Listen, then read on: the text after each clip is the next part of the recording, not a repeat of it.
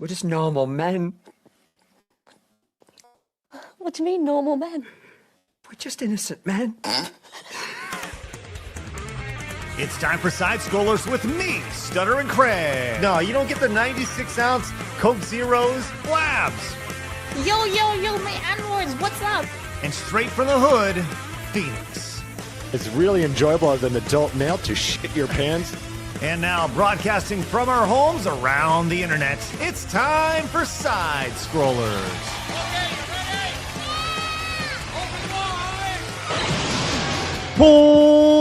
Welcome out to Side Scrollers on YouTube.com and Rumble.com, and most importantly, Side Scrollers Plus.com. Good to see everybody. Welcome. What a wonderful Wednesday. It's a Wednesday. I'm having a tough week so far, trying to get over that hump. Wednesday ending with a Y. It's going to be a big one today. Glad you're with me today. Unfortunately, Lambs is not. She'll be back hopefully tomorrow. But Phoenix will be joining us in a little bit, so that'll be fun. So I don't get to go to Blabs now and say, what's up? And then kind of laugh about her wearing a bucket cap or anything. Instead, we'll talk to Pickle first. Hello, Pickle. How are you? Hello, friends. You doing all right? I'm chilling. Yeah, you always seem to be on this like one vibe at all times, right? Yeah, they call it the They like to say I have a medicine cabinet voice. I could see that. Yeah, absolutely. So if it's like straight Robitussin to your brain. I hadn't heard that one before, but I appreciate that. In a weird way, I do. That's good. Well, thank you. I thank you for braving daylight today to be with us today, Pickles. Thank you. Thank you. We do want to let everybody know Pickle be out. Pickle's going to join us for about an hour and a half today. And before she has some IRL duties she has to get to. So we're going to enjoy as much time as we possibly can with Pickle while she's here. We're also going to enjoy the fun times we have with the Ember Paradox. Hello, Ember. Hello, how's it going?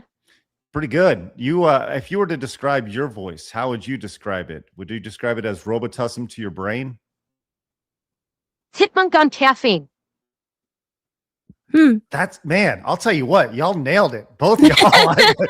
I gotta be honest. Like, you guys absolutely nailed it. I don't even know how to describe me, but I'll let the, I would say let the chat decide. That I don't think that's a very good idea. I don't think that's a good idea. It's not chat. No, I don't think chat. What do I sound like? It'd be like, a dying homeless man or something. It's You sound like this guy I know named Craig. Oh yeah, it's kind of crazy. Spitting image, honestly. Yeah, I know, it's crazy. I hear he's incredibly attractive. I don't chat. What do you think about that? Hell. Oh, okay. Sorry. It's funny. The best compliment I've had probably in the last 5 years was 5 in Italy. years? Yeah. I'm not kidding when I say this. Craig. I was in Italy, and I don't even know if it was a compliment. I told this story on the show one time, but I was in Italy.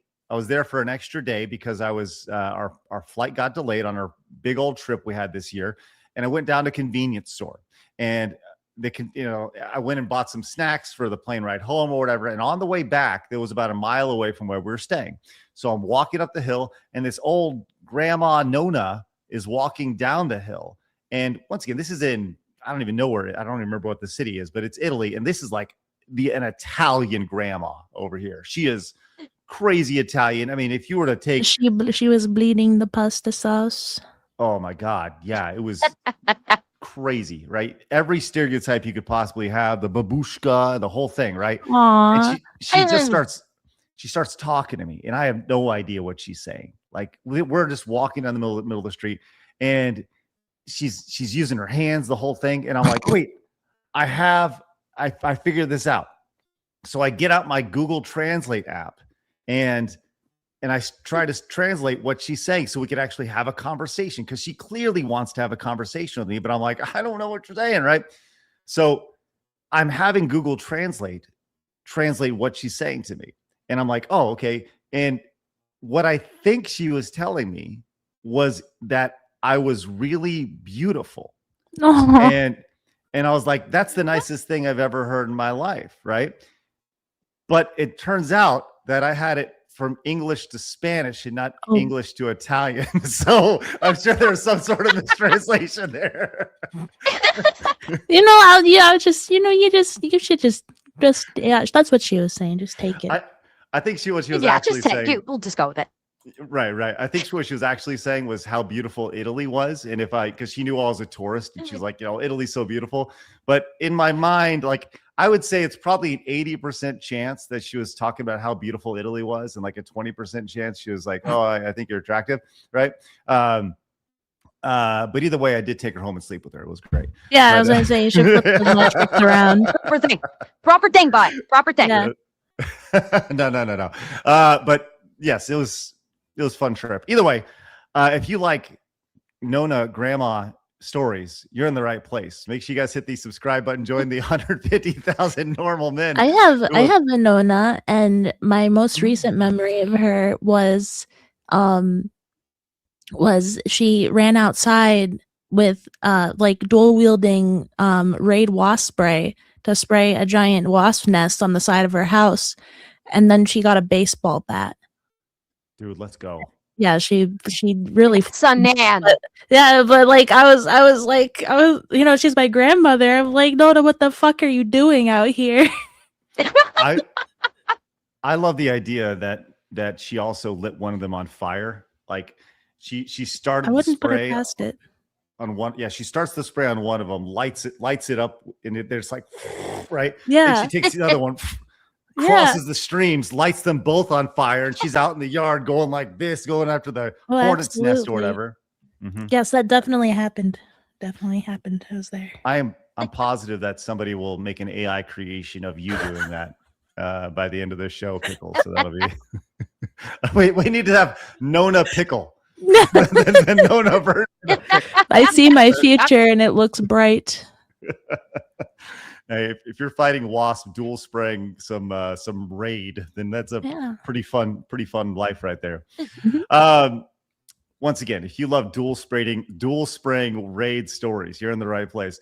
Subscribe, join the 51,000 over on Rumble as well. We're live over on Kick, we're live over on Twitch, and you can find the show every day over on Spotify, which is just wonderful. We do have the new Side Scrollers Bits channel, which is going very well, by the way. We have this new Bits channel, which is like little snippets and clips of the channel, and you guys also find shorts over there.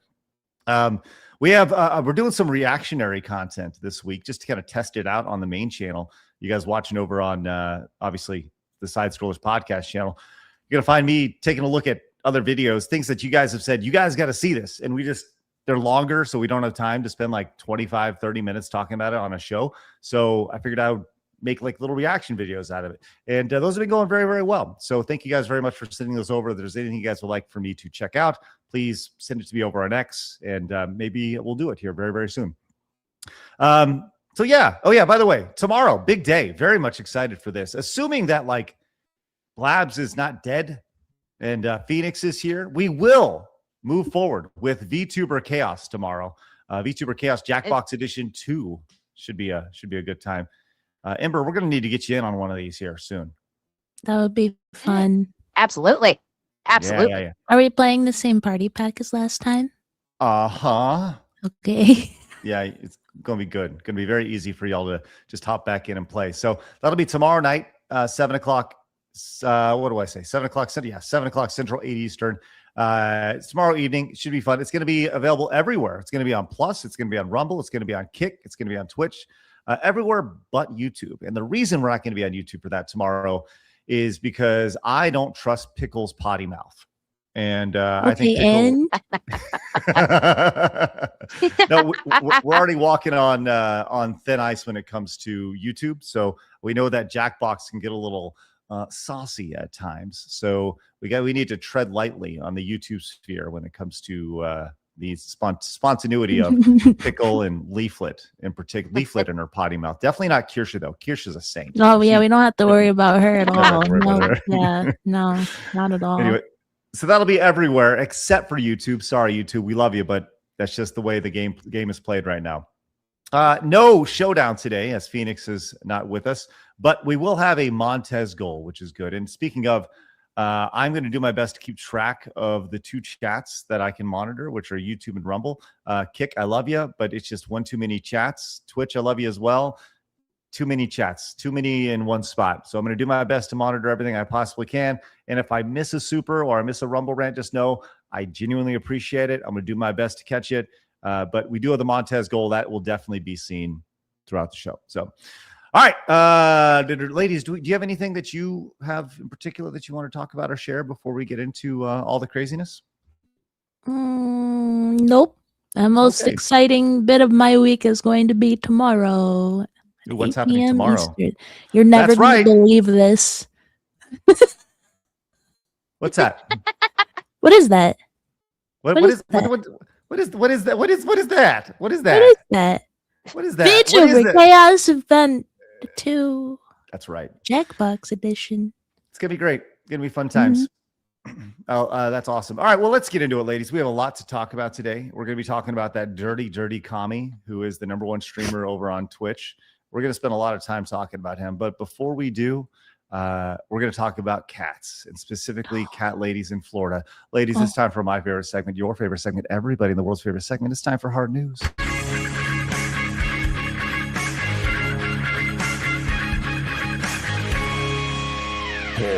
News. Now, ladies, I do not want to frighten you at all, but what you're about to watch is both amazing and incredibly sad at the same time.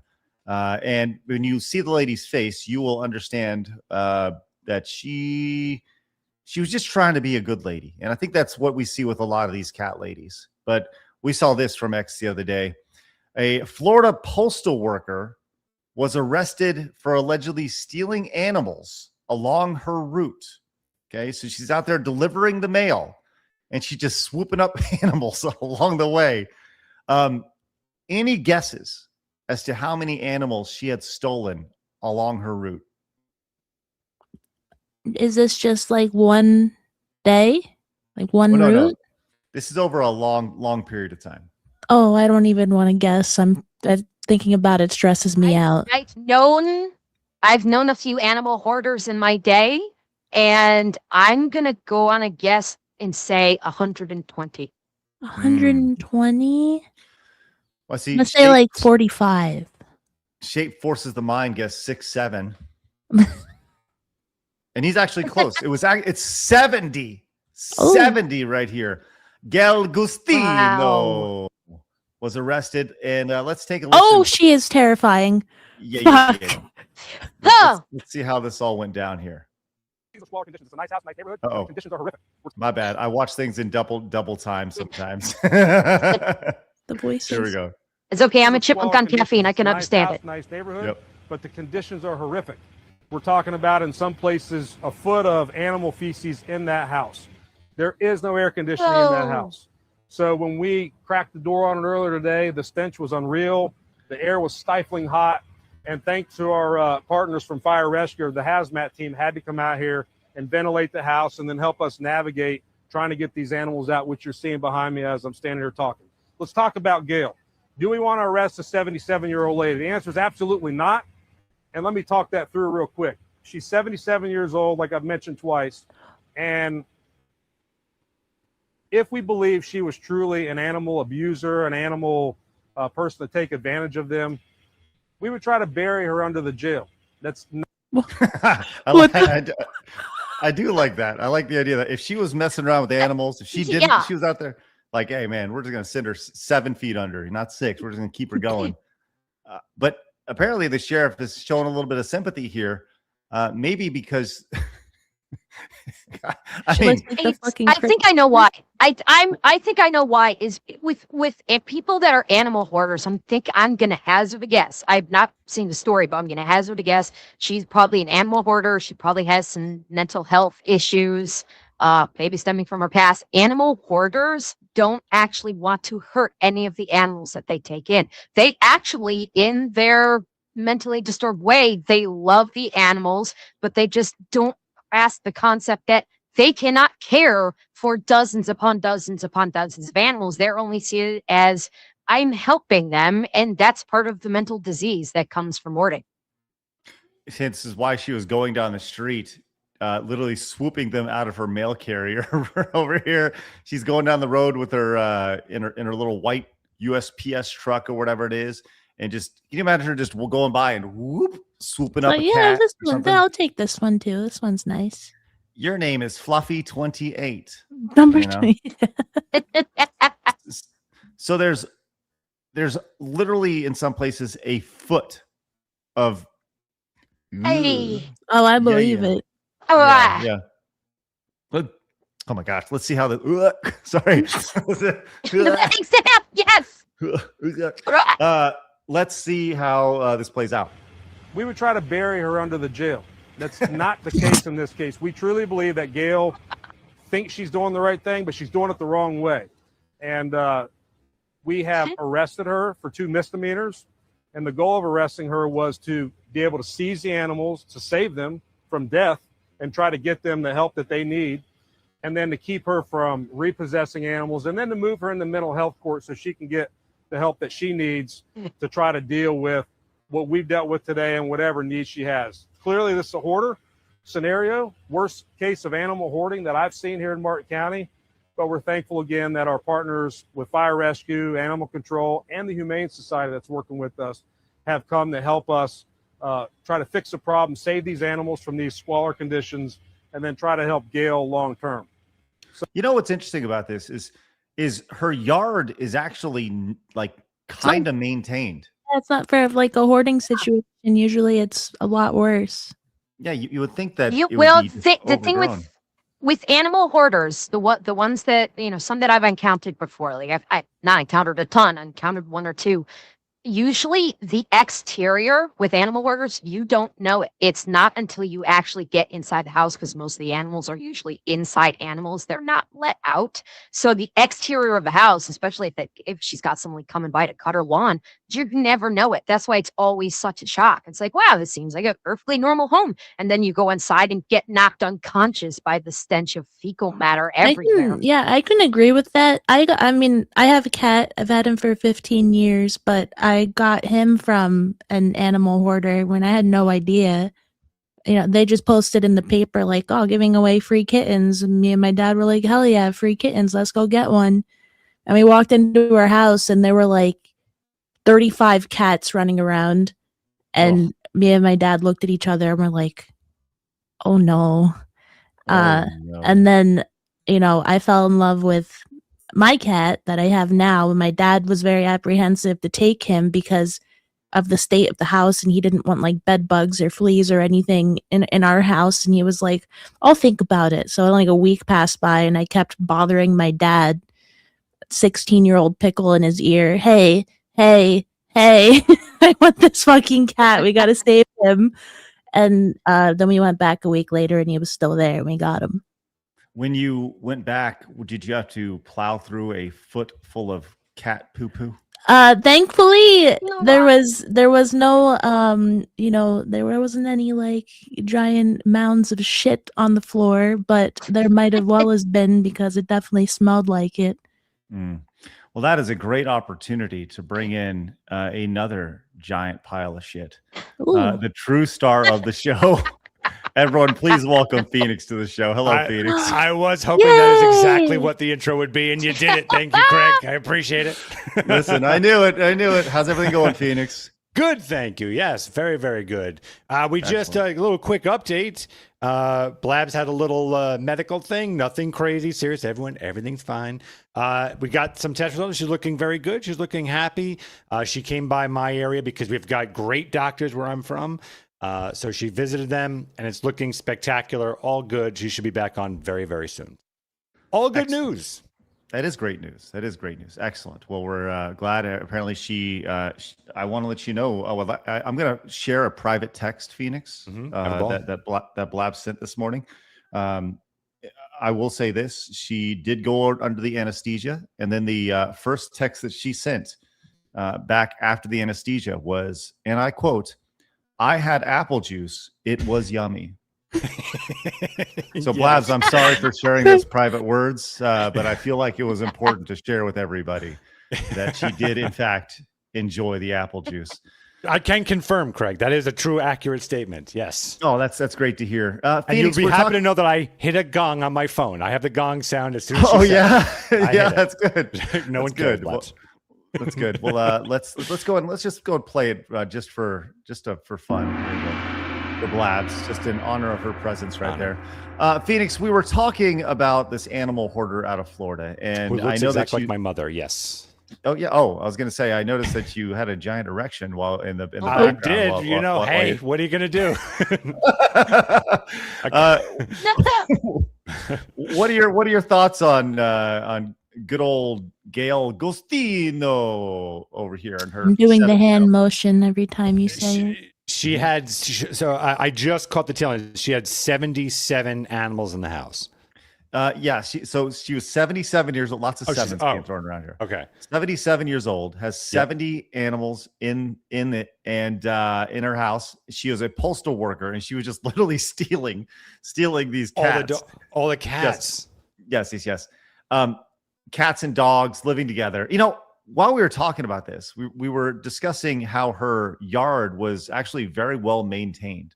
And I was actually thinking, what if she sold a goat and there was just a goat out in the front yard maintaining her wonderful grass because they're out there just eat. Maybe that's what it is. I don't know. Just thinking about it. All I can don't tell know. you, she does look totally sane and healthy, sound body, mind. Oh boy. Okay, I gotta say one thing. I gotta say one thing here. At least she's doing a better job than PETA. That is You correct. know, yes. Now, outside of the 1 foot pile of poo poo when you enter the house. I mean, I don't know if PETA is doing that or not, or allowing that, but No, PETA's just killing them. She's actually keeping them alive. just offing them. Yeah, it's true. Speaking of, what about her health?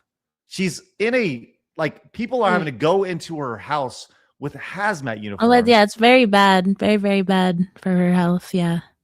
She has to have It some sort is, of but at the cancer. same time, people that live in these kind of conditions, they kind of like develop sort of like a hardenedness to it, like their immune systems adapt to this kind of extreme environment. This happens like all over the countries. You get people living in squalor and just living in conditions that would make every one of us, like the second we walk in, just start vomiting uncontrollably. But she's basically, her body has adapted to it, and she probably has one of the most robust immune systems than anyone else in the area, I would imagine. Yeah. Well, I think there is something true to that. You know, I don't think she wore a mask during COVID. I promise you that. She just was like, "No, I'm out." I do have a couple more questions. Let's actually let this play out real quick because they said they're not. She's been charged with 2 things, but I want to hear what they both were real quick. Needs to try to deal with what we've dealt with today and whatever needs she has. Clearly, this is a hoarder scenario, worst case of animal hoarding that I've seen here in Martin County.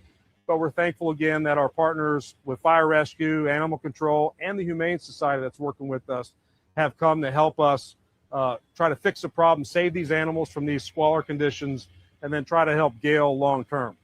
So with that, I'm happy to answer whatever questions, but keep in mind that this is active. So my animal count, we're thinking maybe up to 80, but we're not exactly sure. And you would think we would know, but we're talking about stuff everywhere. You can't walk anywhere in the house without running into a cage or trash. So Yeesh. What did he say? that's not the case in this case. We truly believe that Gail thinks she's doing the right thing, but she's doing it the wrong way. And we have arrested her for 2 misdemeanors. And the goal of arresting her was to. Okay. Question: is she getting arrested for stealing the animals that she's as she's going around? Because I think that's a really important thing to keep in mind. Is she literally stole? They didn't 70 animals. mention. Yeah, they didn't mention which misdemeanor, right? I don't. It doesn't they seem like. hazard a these- guess. Yeah. If I was to hazard a guess, it would probably be animal neglect would be one of them. That would be the obvious one. Maybe if they actually have that, like, reports of people that came to them saying, "Hey, my animal got stolen," then maybe you'd also have misdemeanor theft. But that might very well be the two charges, just to get her to the court, to get her court mandated mental health care. If they were really being like stingy about it, like sticklers about it, like, I mean, it would be if there's 70 animals there, and say the 70, say like 70 individual pet owners came through, they could slam her with 70 counts of of misdemeanor theft. But it seems like, yeah, they just want to get her in the jail and not actually, like, fuck her shit up too bad. It looks like Grok tells me she's facing 2 misdemeanor charges, 1 count of animal cruelty, and 1 count of confining animals without sufficient food, water, or exercise. But nothing about stealing the animals. Yeah.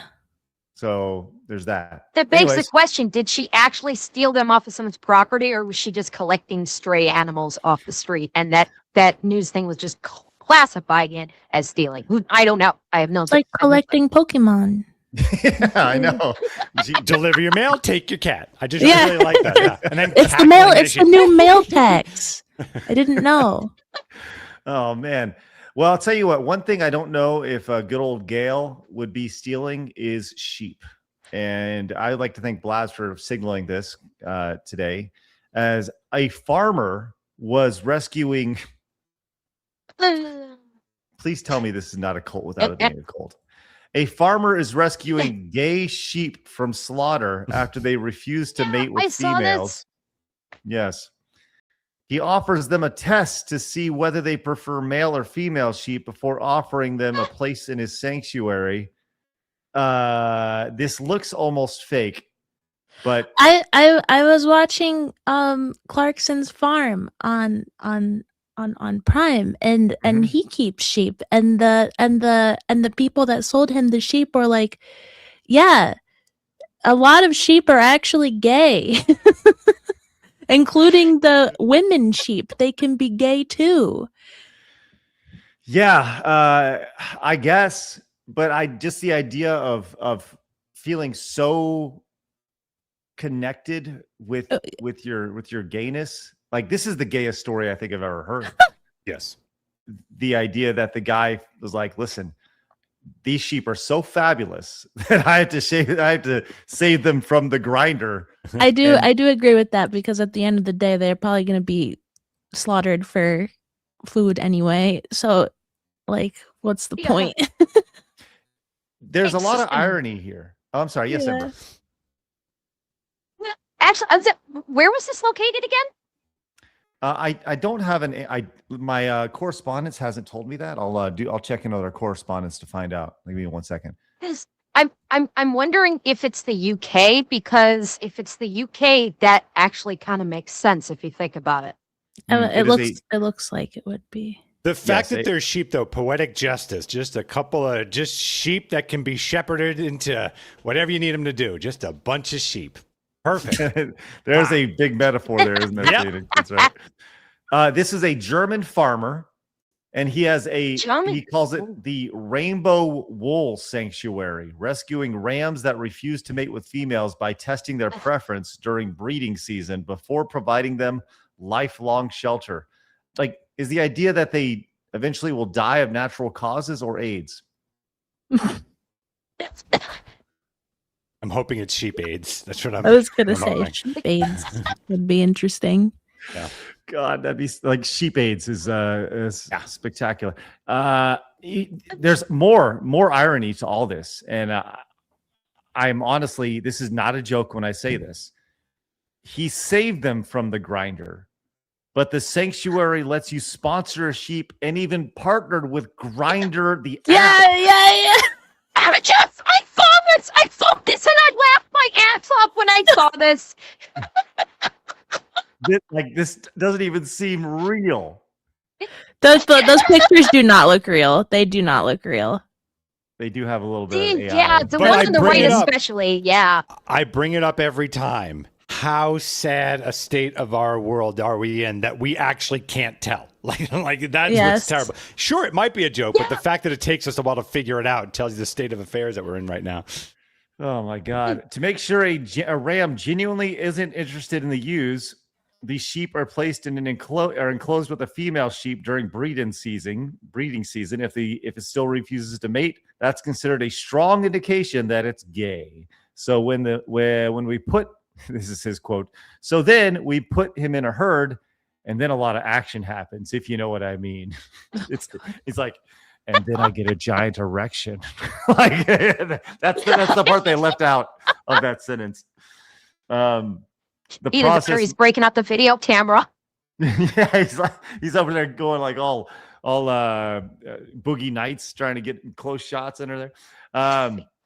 The project has also gained attention well beyond farming circles. In 2025, Rainbow Wool partnered with Grindr to release a collection of 37 unique knitwear pieces made from yarn spun from the wool of his gay flock, helping raise awareness of the sanctuary while supporting its work. In fact, you can officially, quote, sponsor a gay sheep on the Rainbow Wool website. Should I go to the Rainbow Wool website? That is correct. Go for it. Oh, God. All right. I wonder if you can feel Well, the I will gayness in say the this, clothing. and I will say this. At minimum, while it's done for a Ringson, let me put it that way.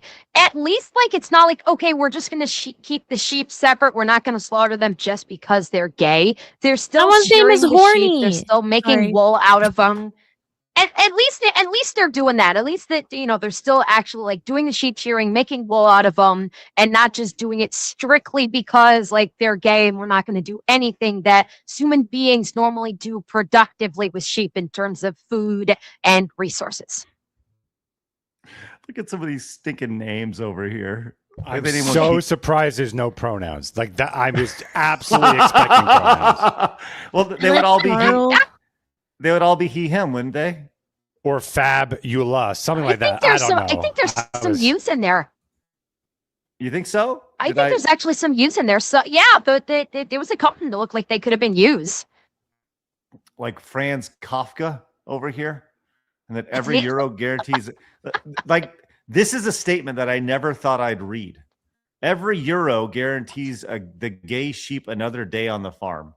It never in my life was like, I'm going to read that sentence someday. And today we did it. So congratulations. And thank you to Rainbow Wool for making that dream possible. What a time to be alive. Am I right? Am I right? My God. Especially as a gay sheep with sheep AIDS. It's just Yeah, I feel like- particularly great time for that. I feel like my RNG was bad. I wasn't born a gay sheep to be put on a farm somewhere. Oh, man. You could be as gay as you want, Pickle. You Yeah. know? I don't know. I'm pretty fucking straight. Oh. Okay. Well, I'm just saying you could be as gay as you want, but Could you know, be. whatever. Yeah. Well, let's see what you guys had to say about all this. I'm sure it's really great. As a Bentley guy says, I'm surprised it's the first time we've heard of the gay sheep. They use their wool to make clothing for gay actors like Jimmy Kimmel and Tom Cruise. Feel better, Blabs. Thank you, Bentley guy. Yes, I don't browse the gay sheep internet very often, but now my search engine is all about it. Which is Somebody great. needs to check his browser history. He's lying. Now you're going to be getting the recommendations in your social media feed. Congratulations. I look forward to tomorrow. It's going to be good. When Ram came in, oddly enough, says, when Blab said she had no interesting breakup stories, I knew Phoenix would take it as a challenge. I didn't expect him to send her to the ER. He broke my expectations. Birthday I'm a boy. heartless fuck. Yeah, absolutely. Wow. Yeah. That's scary. Poke Eldest is glad to see Blabs managed to get Phoenix a plane ticket out of Guam without an ID. Use this dollar to buy Blabs the cheapest apple juice box you can find. I know for a fact that Blabs would not like cheap apple juice. No, it has to be the finest of the finest. Yeah. Mm-hmm. By the way, can I just say, like, in this particular situation, should not have been giving her apple juice. I knocked her. I'm like, we are aware that this is not a good idea. And they went, oh, right. And then I'm looking at the patient next to me. They're eating Cheetos. I went, what the fuck place is it? This is like, you don't give that to these patients, but they did. So, boop. What are you gonna do? Okay. Well, that sounds like the American healthcare system. Yeah, there it is. Yeah, imagine just Cheetos. Here, you just woke out of anesthesia. Here you go. Here's some Cheetos for you. The first thing you get after you get up from anesthesia is some Cheetos. I love that. Mm-hmm. By the way, I would like to let everybody know that our YouTube channel has been flagged this morning, at least specifically this stream. So we Discovery and all that stuff will be, I guess, too much gay sheep talk. I guess. So, yeah, I just want to let you know we've already been flagged this morning. So bummer. So wonderful support like this from Hack and Slay with 100 European money says, just realized if you eat mutton, it's likely from a non-straight sheep. Since I have to suffer this knowledge, so do you. The three-letter word got blocked by YouTube. Thank you for that, Hack and Slay, for the $100 or 100 European monies. Thank you very much. That is incredibly generous, and I'm going to get you on the wall. I would have Blabs read the support, but I can't right now, so there's that. I will let you know that Grundle Bunley also came in with 100 stinking dollars. Says, here's to the health of the Side Scrollers crew. Thank you so much, Grundle Bunley. Thank you very much. We will do our best to be healthy as we possibly can. I would also like to point out that you can give thumbs up to certain messages on YouTube, and that message has only 21 thumbs up. So only 21 people in the entire chat of thousands of people watching on YouTube agree with that statement. So everybody else wants us to die. Yeah, so, if there's a die of sheep AIDS, there's a lot of pluses there. I'm going to be a little concerned. A lot of thumbs up. I'm waiting for that. Just die of sheep AIDS. In case if you were wondering what Blabs has, good old sheep AIDS. Now we know. It's the sheep AIDS. James the Curious says, hello, Ember from Strays. Thank you, James. Hanzo says, Ember sounds like a combination of a chipmunk, a wrecked witch, and a fun wine ant. Plus the best laugh in the business. Oh, yes. I like the wine ant voice. Mm-hmm. I prefer Screech instead of wine, but I will take it. Sedekuyu, which I just butchered that. Sked you do says, Ember, fun fact number Sketty. 1. Highlight. Oh, Sketty. There you go. Sorry, I butchered that. Sketty came in with 10, says, Ember, fun fact number 1. Highlander 2 is her favorite movie. Now we know. Floppy Pro says, Craig sounds like a baseball announcer on Red Bull. All right. I like it. Torgo says she's now 25% toxoplasmosis by weight now. Torgo, I'm sorry I butchered that, but thank you very much for your support. Insolent says, Sheriff showed sympathy. So Baba Yoga won't Baba Yaga won't eat his kids. Check the house for chicken legs. Montez, thank you so much, Insolent. Verbost Bard came in, says, those are rookie numbers. Ember has thousands of strays. On a serious note, we have an animal hoarder named Red Bus Bob who lived next to us growing up. He had a school bus that was red and lived in it. How many animals did Red Bus Bob abuse over the years? That's scary. DM Squid with 10 says, awesome, Sheriff. Also, ask Ember about our favorite movie being Highlander 5. Ember, which Highlander 5? No. Do you have a favorite? No. Oh, DM, I swear to her, Highlander 5 is an abomination. It does not exist. Oh, well, that's important. That's good. Kana came in and says, hi, Ember. Hi, everyone else. Thank you. Appreciate it. Glad you're here. Verbo says, happy birthday, Phoenix. Anyone else seen the Little Rascals Pickle song when this episode started? No, we did. We should probably look into the Little Rascal Pickle song. Primark Vulcan says, being able to survive in that house, that old lady is blessed by Nurgle. Good old Nargle. That's right. Nurgle. Constantine villain. My bad. Lebluinator says cats and dogs living together, mass hysteria. She's collecting strays like how Ember collects strays. Lol. Thank you. I love nice Ghostbusters reference. Young Stove says, so Blabs and Phoenix's firstborn named Bloopity Snooples, right? Great nostalgia stream yesterday, Craig. Also, Phoenix, that's you in sheet form? Question mark. All these are correct. Yes. Yes to all of them. Yes. Hero Sword says, Ember, when are you going to get a better mic already? Never. It's my brand now. It's my brand now. You own the scuff. I love it.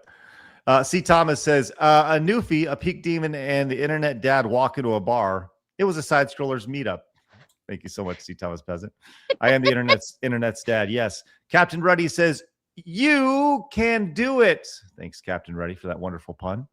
The Wastelander says, Craig's sitting in front of a cookie. Poof, pink-haired demon babe. Eat the cookie, Craig. Poof, redheaded angel. She's right. You should eat the cookie. I will not eat the cookie, Wasteland. Wow. Will not. Refuse to.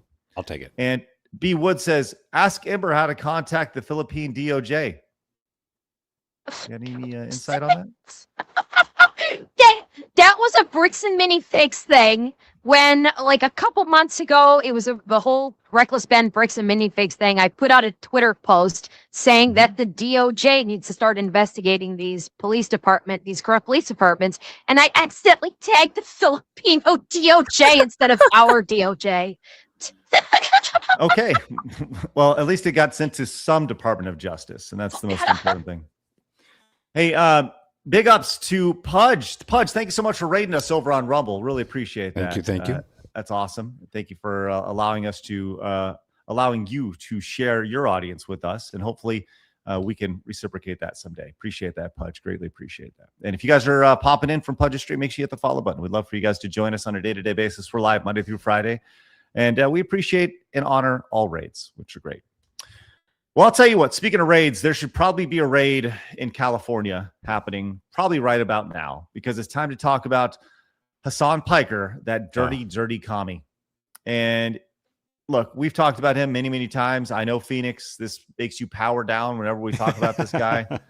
But this all starts, his latest cause, and I think we all need to preface this in that we understand that Twitch will do absolutely nothing about this fucking psycho, right? We all understand that,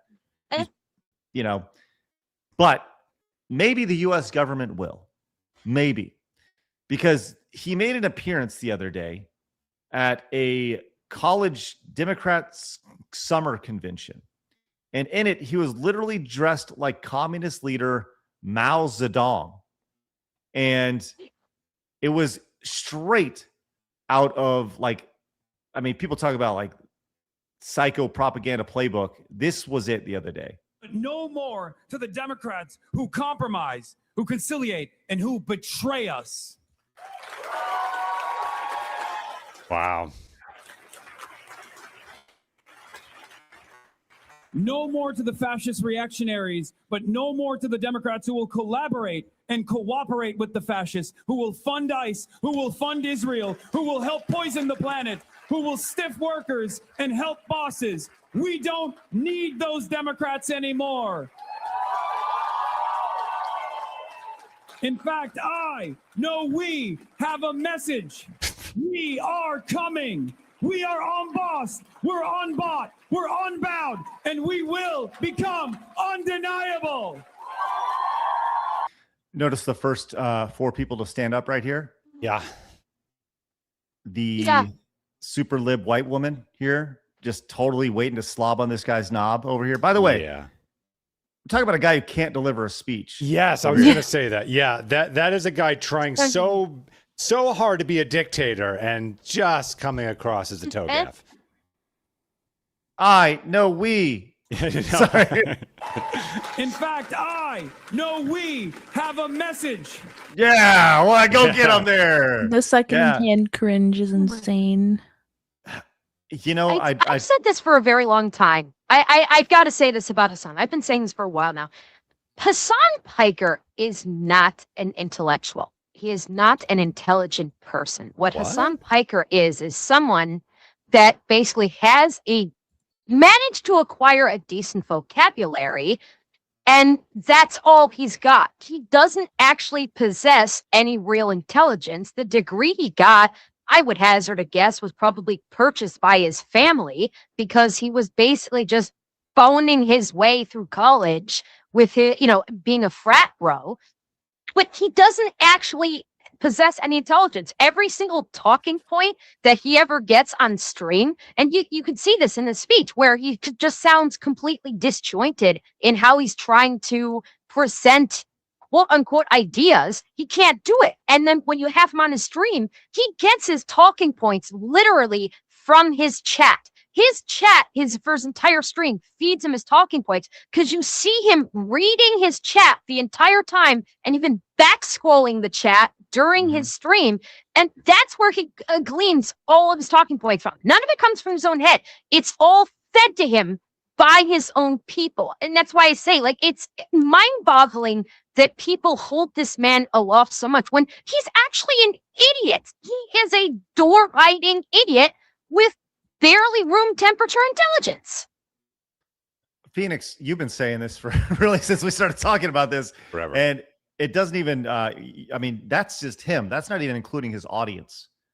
If he's that dumb, how stupid is his audience? Yes, and because we're flagged, I'm going to make sure I watch all my language entirely here. But I've been saying this forever, Ember, that I have been debating if that side are just mentally challenged, right? But legitimately and actually, because every time, let's use him as an example. You don't have to dig in deep. You don't have to do any research. You can actually see the contradictions as he's saying the thing, right? He'll say, yes. I'm a man of peace. And then in the background, you see the 9/11, the tower's on fire. And it probably says like, hooray on it. He will just say he'll be in the richest clothes in the world and say that there isn't enough money going or whatever. So, for any audience member to visually and audibly hear and see these things and never question it, I do sincerely ask, is his entire audience mentally challenged? I don't think he is. He's an idiot, but he's a great manipulator. Or actually not even. He's just it's just easy with these people, apparently. To manipulate them. I was going to say easy for him to manipulate them, but they're also similar in the fact that, he's the one behind the camera and, they're choosing to listen to him because he sounds as insane as they all do. So it's just a whole lot of reflecting the streamer there. And it helps he's a good-looking guy for the white liberal woman. All these things do help. I was about to say, yes, that's what I was about to say. Is the one thing he does have going for him that allows him to cultivate this, I guess cult is the appropriate word for it, is he does have a modicum of charisma. He does. And that's what has allowed him to basically rise in the ranks as a Twitch streamer, because he does, to some people, he may be considered an attractive, quote unquote, manly male. X'd out on that one. But he does have a good degree of charisma that has drawn people in and has allowed him to rise in popularity. And people now will hang on his word and almost effectively take it as gospel because of this over period of time growth that's based off strictly from almost his charisma and his admittedly good manipulation of the populace, of people that, I don't know, they're lost, they're stupid, I don't know, combination of all of the above. That's what has allowed him to succeed the way he has. Well, people are drawing comparisons to this speech. Leaflet actually created this the other day. It sounded very similar to something like this. Diese Leute und Hassbewegungen, welche unser Leben zu beherrschen trachten, fürchten am meisten die volkstümliche Aktion der Demokratie. You get the idea. We sure do. Yes, absolutely. Yeah. Now, he was dressed like Mao, which was crazy. And obviously it's because he saw tremendous inspiration from him. This was him speaking of this guy who literally murdered millions and millions of people. I got stopped by a cop who thought I was making fun of Mao Zedong, which I never would and never will. Mao Zedong is is a one of the great leaders of this world. Okay, Good God. who changed the entire universe, the entire planet.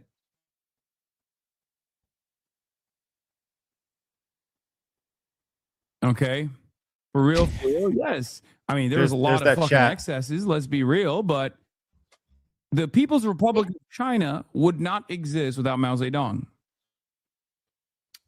So there's his inspiration. Yeah, Phoenix. So go to China, my dude. Like he loves it all so much. Go there.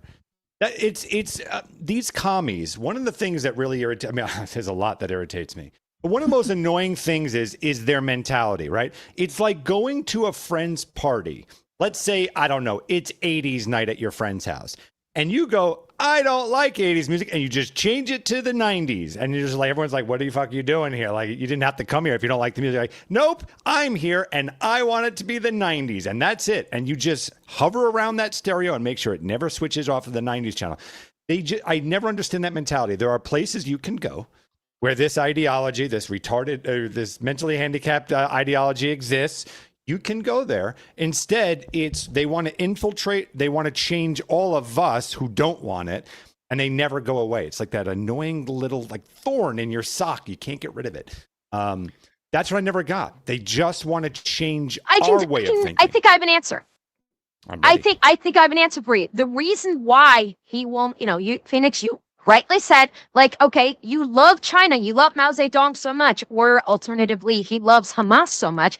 Why don't you fuck off over there then and leave us the hell alone? The reason being is because he actually knows that if he goes and actually relocates to those areas, if it's China, he's going to be under the boot of the CCP. He will not have the freedoms that he's afforded by living in the United States. So he would not be able to speak his mind like he can in the US. And if he goes to the Middle East, he'd probably be executed by Hamas immediately for crimes against the Quran because he is awam to the extreme. The bottom line is he is a grifter. I'm not entirely sure he believes anything that he is saying. He claims to be a communist. No, he is a capitalist. 100% he's a capitalist. Yep. He does not believe in he's never believed in communism. He only believes in the performative level of communism because he's able to cultivate people that are dumb enough to believe what he's saying for the purposes of them giving him money. That's the only thing he cares about them. He looks at them as portable ATM machines. Give me money. I'll tell you all the communist propaganda you want. But in his heart, in his mind, he's a capitalist. He loves money, and he would never even dream of relocating permanently to any of those areas, because if he did, he would not be able to do what he does in America because America affords him the freedoms to do so. Amen. Amen. Well, his hero, Mao Zedong, over here, who is, by the way, a great leader, was also responsible for so many deaths in China that you can literally see it on the global life expectancy chart right here. God. This is his hero here.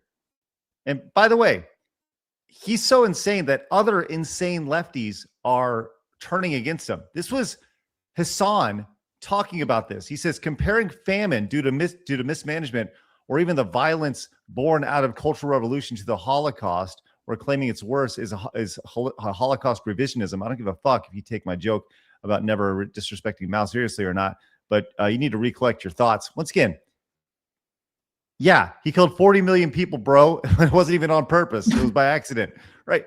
Mismanagement of famine or any sort of famine still led to this.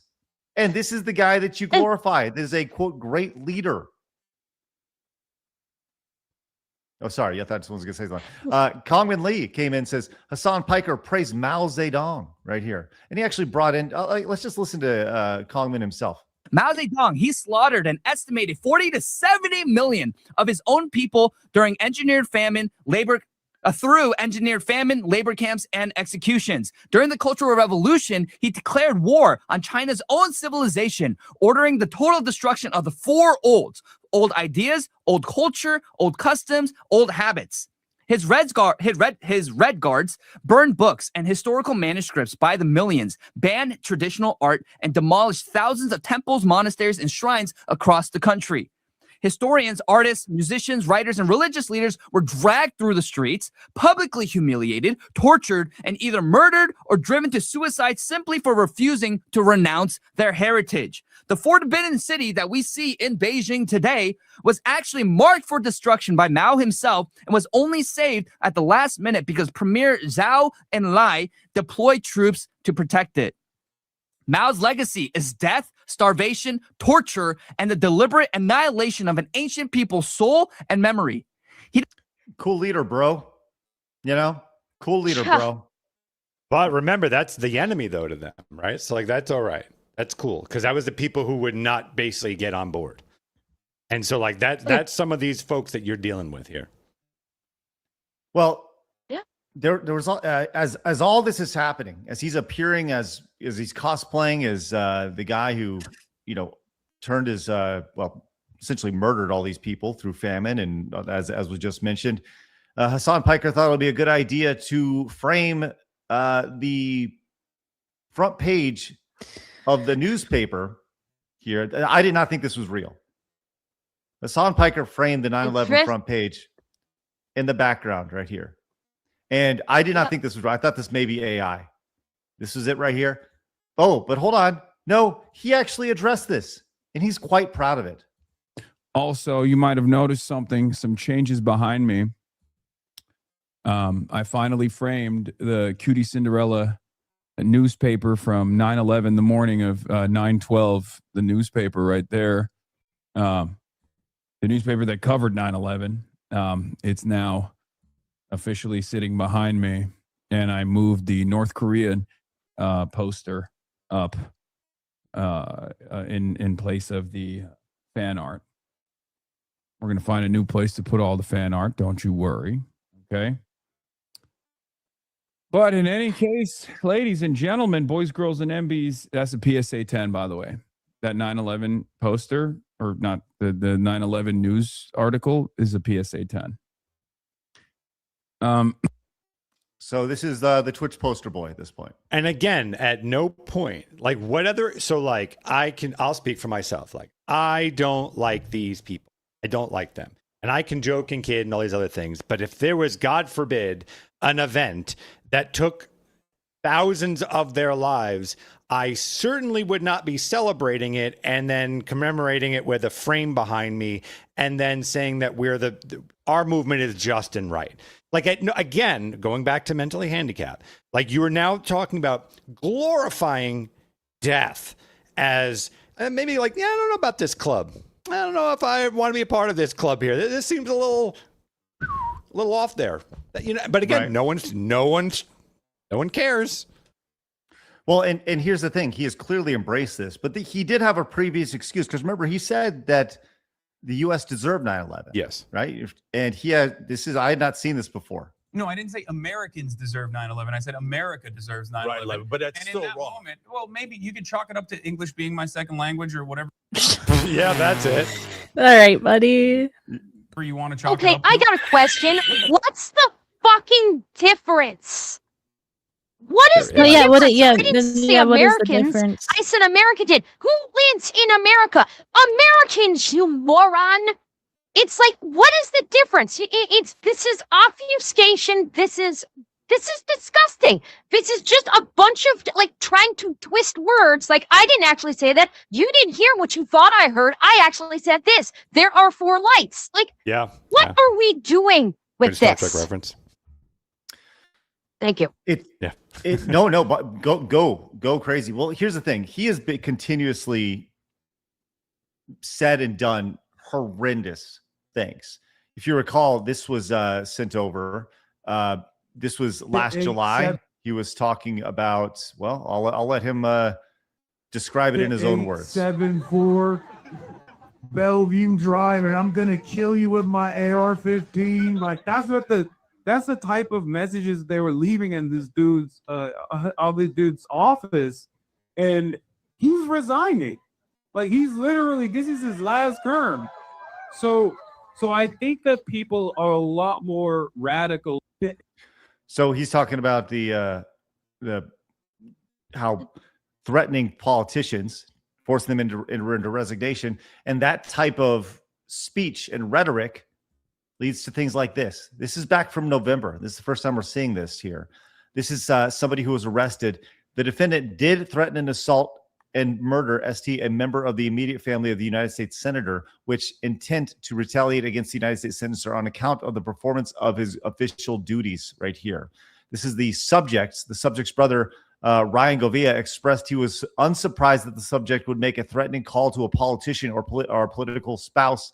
The subject had anger management issues in addition to other mental health concerns. The subject spent days isolated in his room playing virtual reality games. Subject regularly listened to social media influencer Hassan Piker, who the person considered to have a far left political ideology right here. So that is exactly what this leads to. Here. I mean, this is legitimately scary that this guy has a platform in doing this stuff. It's insane.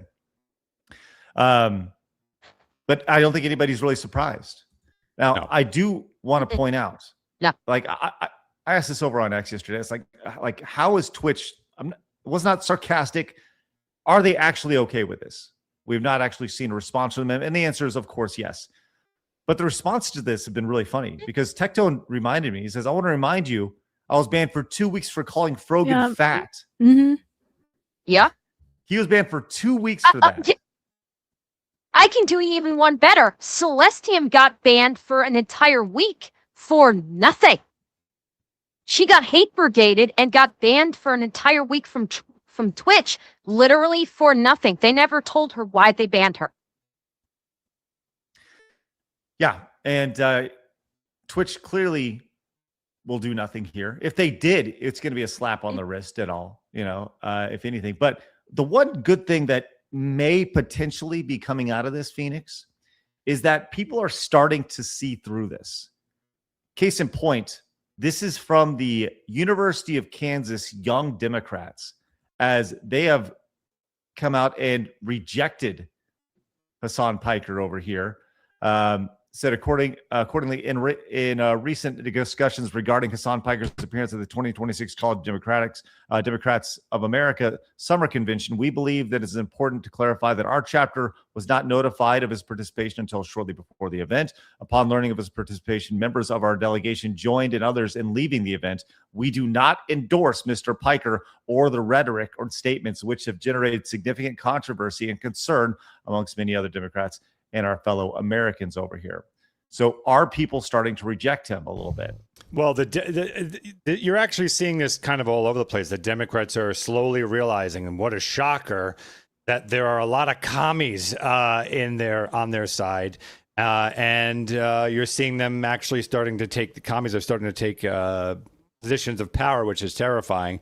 And that's not just Hassan. You're hearing it kind of everywhere that they want to go against the Democrats. They want to change the Democrats entirely. So you're starting to see some of the old Democrats say, "Whoa, this isn't what we wanted."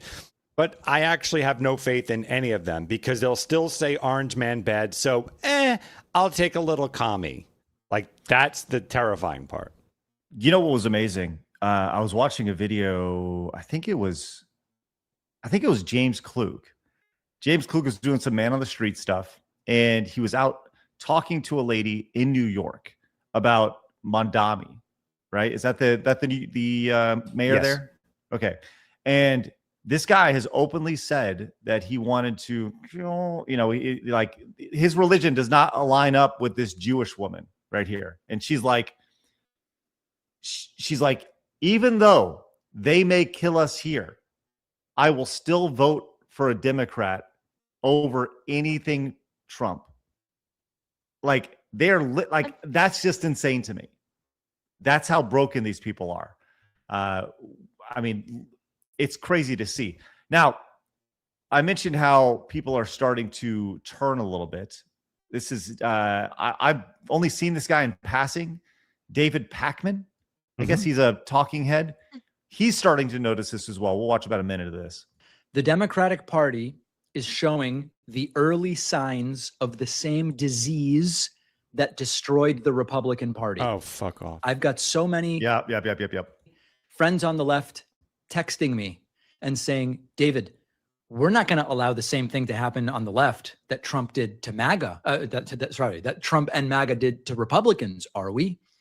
Republicans, back in 2010, their leaders laughed at the Tea Party. Conspiracy theorists, they're far-right internet trolls, they're not going to do anything. And then the Tea Party took over local organizations, threatened primaries, built their own media universe, and eventually were part of a process that gave us Donald Trump. The left and Democrats can't make the same mistake. There is a small group of far-left extremists gaining influence inside youth groups and party organizations because they spend all day online organizing and enforcing ideological purity and attacking anyone who disagrees. So you can see, though, that people are starting to go like, yo, dude, I don't know about this Piker guy. You know, he's a little too extreme even for us, because at the end of the day, they're literally communist, socialist, and it's, you know, right. Now, News Nation had a co-chair of the New York City. I guess it's the DSA, is the Democratic Socialists of America. I guess this is the New York chapter. Yeah. And I just want to share this interaction here that they had.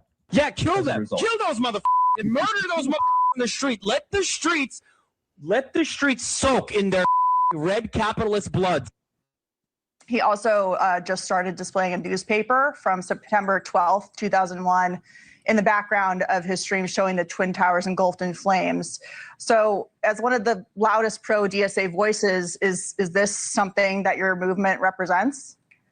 Hassan is a shock jock, and he is a very successful one that has brought a lot of young people who are disaffected, who spend a lot of time online, into a movement that actually connects them with their politics and with real action that they can take at the ballot box and talking to their neighbors. So I'm not in the business of defending the views of every single one of our 120,000 members, but I think he's speaking to a real anger that people feel, and that we are turning into something that is a democratic revolution. And I want. Do you think by shock jock she means shocking the dog, or actually just his statements? It's curious. Wasn't Poor dog. To be clear, I meant that literally. Yes, I do enjoy shocking my dog. Yeah. Yeah, I wasn't quite sure. Just a little clarification on that. Yeah. I want to emphasize the democratic aspect. We in no way endorse any sort of violent overthrow, and we are winning at the ballot box because of the. I'd like to back up 1 minute in this clip where he said, kill them, and let their red capitalist blood. Yes, okay, just want to be clear. Vision that we have put forward. So just to follow up on that, as a DSA co-chair with one of your top surrogates, Hassan Piker, who is at all of the parties when your candidates win. He's been campaigning in Michigan for your Senate candidate. You can't just say what he said about murdering capitalists and watching their blood run in the streets is wrong and not part of what DSA stands for? I mean, I just said we would never endorse violence. But particularly him and what he has said about this and murdering capitalists, millions of Americans who believe in capitalism across the country. I'm pretty sure I very clearly answered your question. We would never It's a yes endorse. or no question.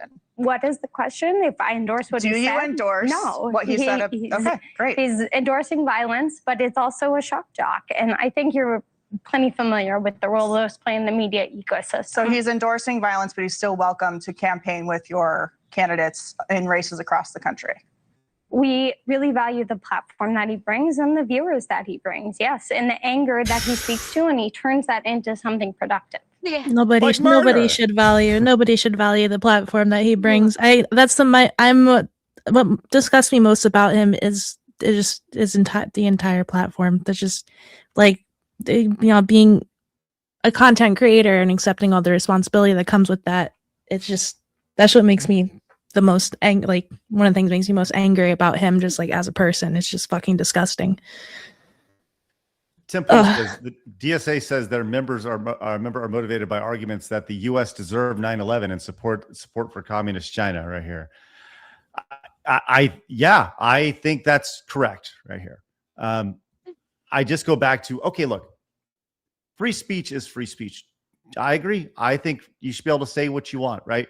But from a platform perspective, from a private business perspective, from a business owned by Amazon and Jeff Bezos perspective, he's your number one streamer on your platform. Are you okay with that? Are you truly okay with that?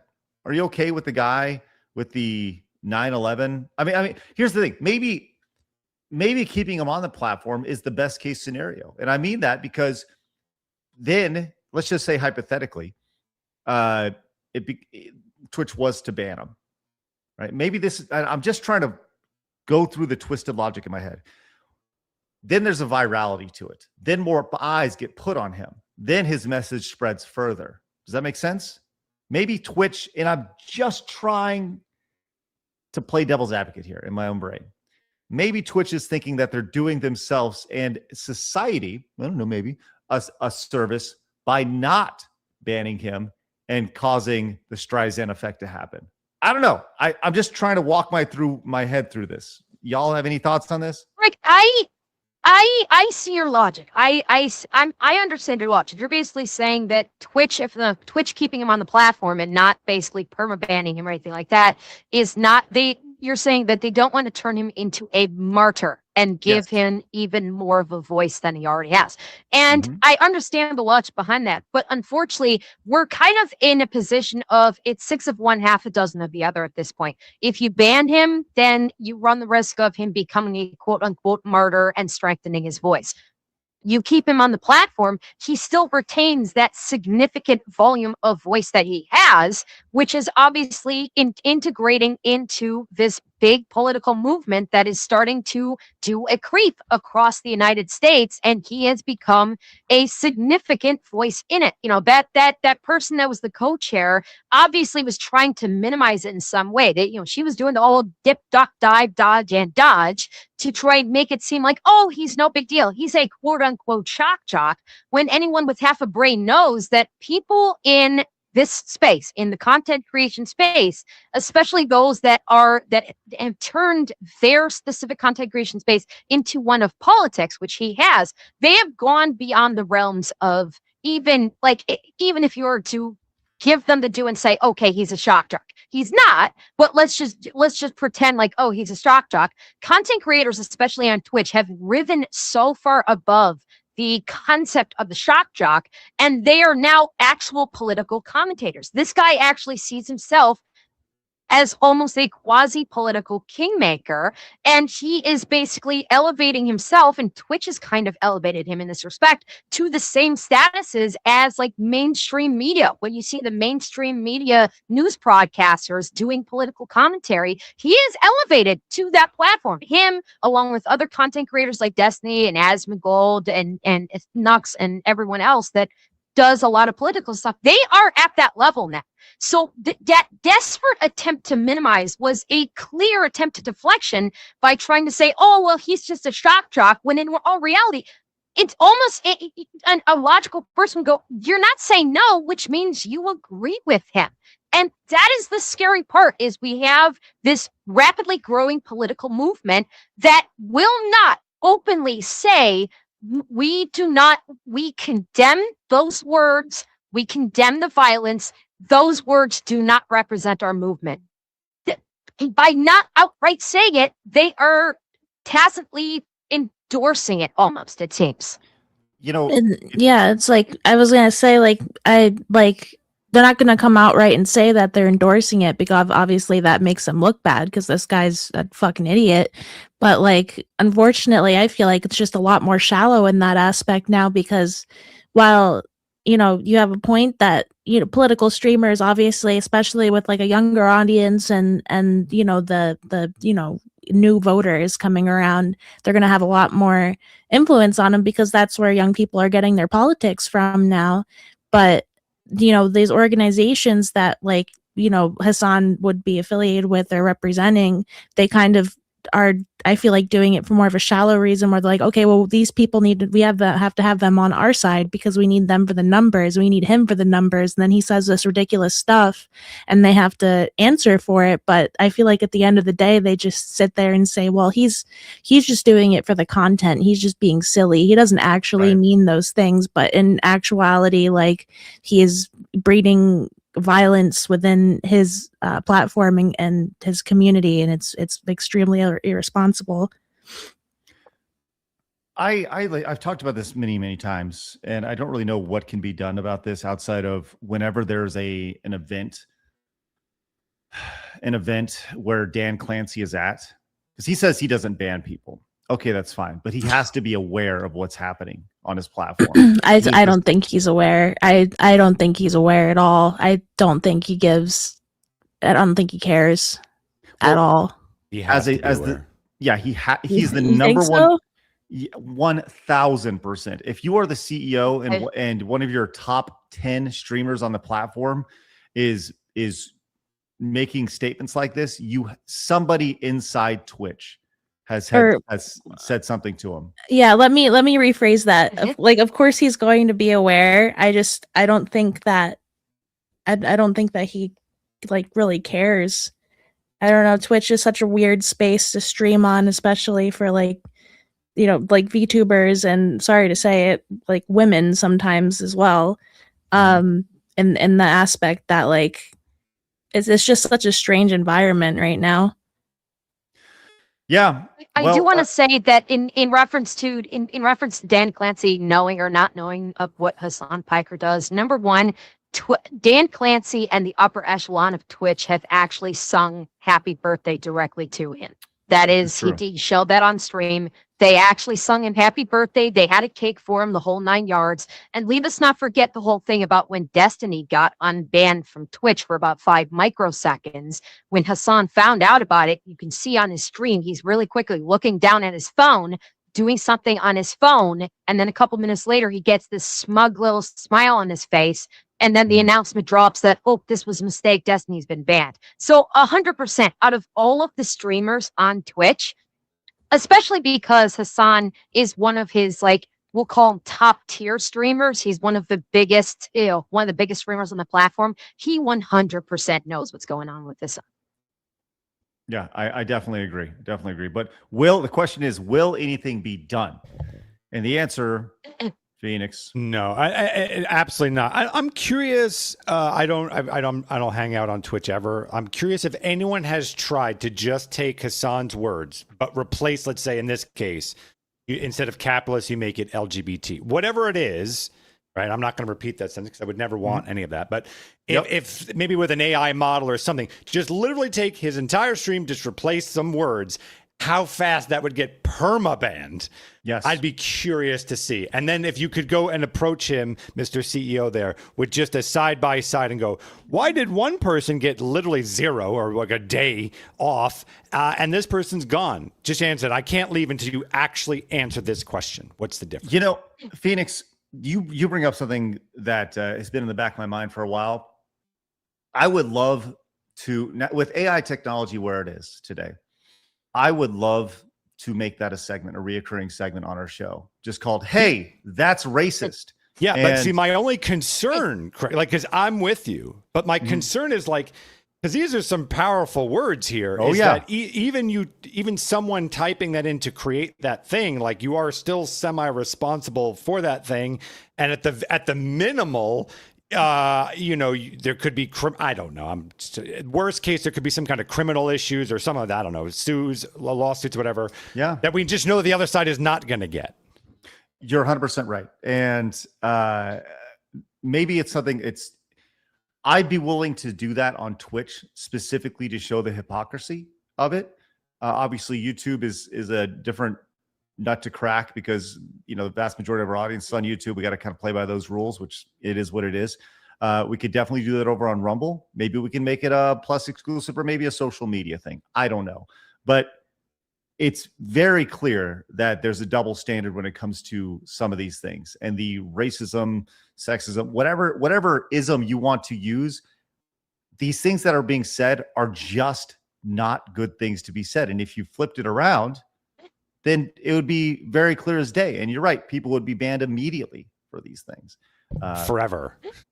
Yeah. And they would be shunned, they would be canceled, and they could never come back from it ever, you know? But I think it'd be fun. I think that'd be a fun segment to do. You know, just point it out. We'll have the little black kid going, "Hey, that's racist" at the start of it. And that's the intro, the entire segment, which would be great.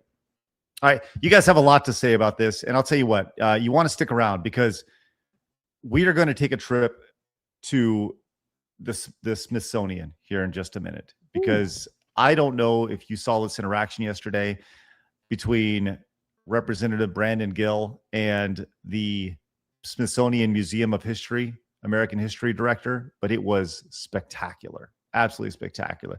But first, let's get to what you guys had to say about all this.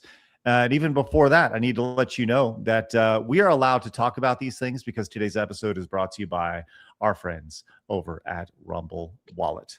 On your screen right now, there's a QR code. It's begging you. It's saying, "Hey, man, why haven't you scanned me yet?" And it's asking you right now to get out your phone, especially if you're not watching on your phone, and saying, "Hey, man, scan me." And then when you scan me and you download the Rumble Wallet app, what's going to happen is it's going to say, "Hey, do you have a promo code?" And you're going to say, "I sure do." And you're going to use the promo code Scrollers10, like side scrollers and the number 10. And then you're going to get $10 free to do whatever you want with it. Now, when you have that $10, you can go choose to support any creator you want that has Rumble Wallet installed. It can be us. It can be whoever you want over on Rumble. And then here's the best thing about it. Unlike a super chat over on YouTube, where they take 30% of that, unlike Twitch, where if you were to sub over there, they take half of that, Rumble takes 0% of that $10. Why? Because it's not their money. It's your money. Once it goes into your wallet, you can use it however you want. A lot of people have been using this. A lot of people have been supporting us with this, and we truly appreciate that. I get a notification to my phone every single time somebody uses Rumble Wallet and chooses to support us with it. It's great. This is just step one when it comes to Rumble Wallet. Long-term vision for this thing is to be a PayPal alternative, and we love alternatives over here at Side Scrollers. I mean, hell, we are on alternatives, so we're going to support alternative tech. So scan the QR code on your screen. If you can't scan the QR code, go to wallet.rumble.com/scrollers to download it. And then once you download it, once again, use that promo code Scrollers10 to get 10 free monies right into your wallet for you to support anyone you want. Once again, use that promo code Scrollers10. Greatly appreciate that. Rumble Wallet has been a huge supporter of our show. They support us. So please consider supporting them. Appreciate that, guys. All right. Let's go ahead and move on, and let's see what you guys had to say about this Hassan Piker stuff. First, Yeti says, "First, that kid crapping his pants on yesterday's stream. Now a foot of animal crap. Will my lunches ever be safe?" Sorry, Yeti. My fault. Having to deal with cat poop over here. Mr. Melancholy says, "I don't have Hassan fatigue. I have Hassan exhaustion." Yes. Jarl says, "Hassan, the old Buzz Clington himself. Get off the stage, you phony fake togaff," and with the middle finger. Thanks, Jarl Doom. C. Thomas Peasant says, "To nudge a little more about Hassan's rhetoric, 100% of everything he said has already been more ably said by others' ideas and have already failed." Thank you, C. Thomas. Hack and Slay came in with 20 more Euro money. Says, where I lost it. Where are you? There you go. Divs have been courting their extremes for a long time, before any of us were born, before they were effective for getting more power. This is just the chickens coming home to roost and then pretending to be surprised they lost control. Thank you very much for that. That was actually from Professor Plaguebat. I'm sorry, I missed that. Hack and Slash says, Mao with 20. He says, "Mao despised culture and history, but he loved it when sycophants compared him to others to be the embodiment of the ever victorious Buddha Sun Walk-in." Thanks for that. That's very, very generous of you guys. By the way, that was from Hack and Slash. Sorry, we're doing this a little different today, and as you can tell, I'm very much sucking at it. Hack and Slay says the German quote leaflet used was by Rosa Luxemburg, one of the founders of the German Communist Party. Thank you, Hack and Slay. I'm sorry it took me so long to actually get to your message.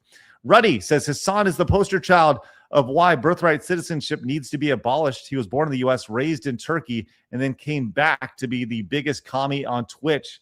Absolutely unreal. Thank you, Ruddy. Trivoli's the fool says, Ember, he was referring to Nurgle from 40K, but props to you for being a Constantine fan. Now you're my wise favorite VTuber. That's nice. That's wonderful. Rebel says, I just want to say I love that Ember is here. She's gotten so far. I'm baby stepping my way to streaming with her to look up to. That's nice. Thank you, Rebel. Wolf and Wing says Hassan is propped up, and you can't convince me otherwise. The money is there for sure. Ruddy says the Democrats are saying the enemy of my enemy is my ally. They hate the president so much they'd rather ally with commies than agree with anything he says. YouTube won't let me say his name. Roland came in and says they call him a shock jock the way they called Howard Stern one as well. I don't remember Stern calling for violence in such a way. And look at him. Yeah, thank you, Rolando.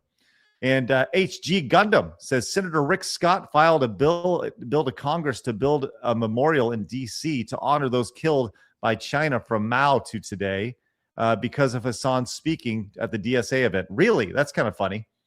So the idea of potentially a monument in D.C. for that. Okay. By the way, you guys over on Rumble, I do see your chats. There's no way for me to track them. So if I'm in the middle of a story, I can't read them in real time. Because they just kind of go away. So I'm sorry, but just know we appreciate that, Marmalin. I saw yours, and I know there's another one. Guys, just thank you very much for your great support. We're also 10 yellow supers away from our goal today, our Montez goal. That'd be great to hit as well. All right, let's go to this. This was an amazing back and forth yesterday. Phoenix, are you familiar with Representative Brandon Gill? No. Maybe when I see his face, but no, currently no. Before you guys get too far into this segment, I do have to dip out because the hair mines call to me. That's right. Pickle did need to go today. Pickle, thank you for hanging with us today. Appreciate that. And please tell everybody where they can find you. You can find me on Twitch and Kick. Oh, okay. That's it. Easy breezy, huh? Yeah, easy breezy. Pickle VT. See, and then we have the thingy tomorrow. Yeah, it's very exciting.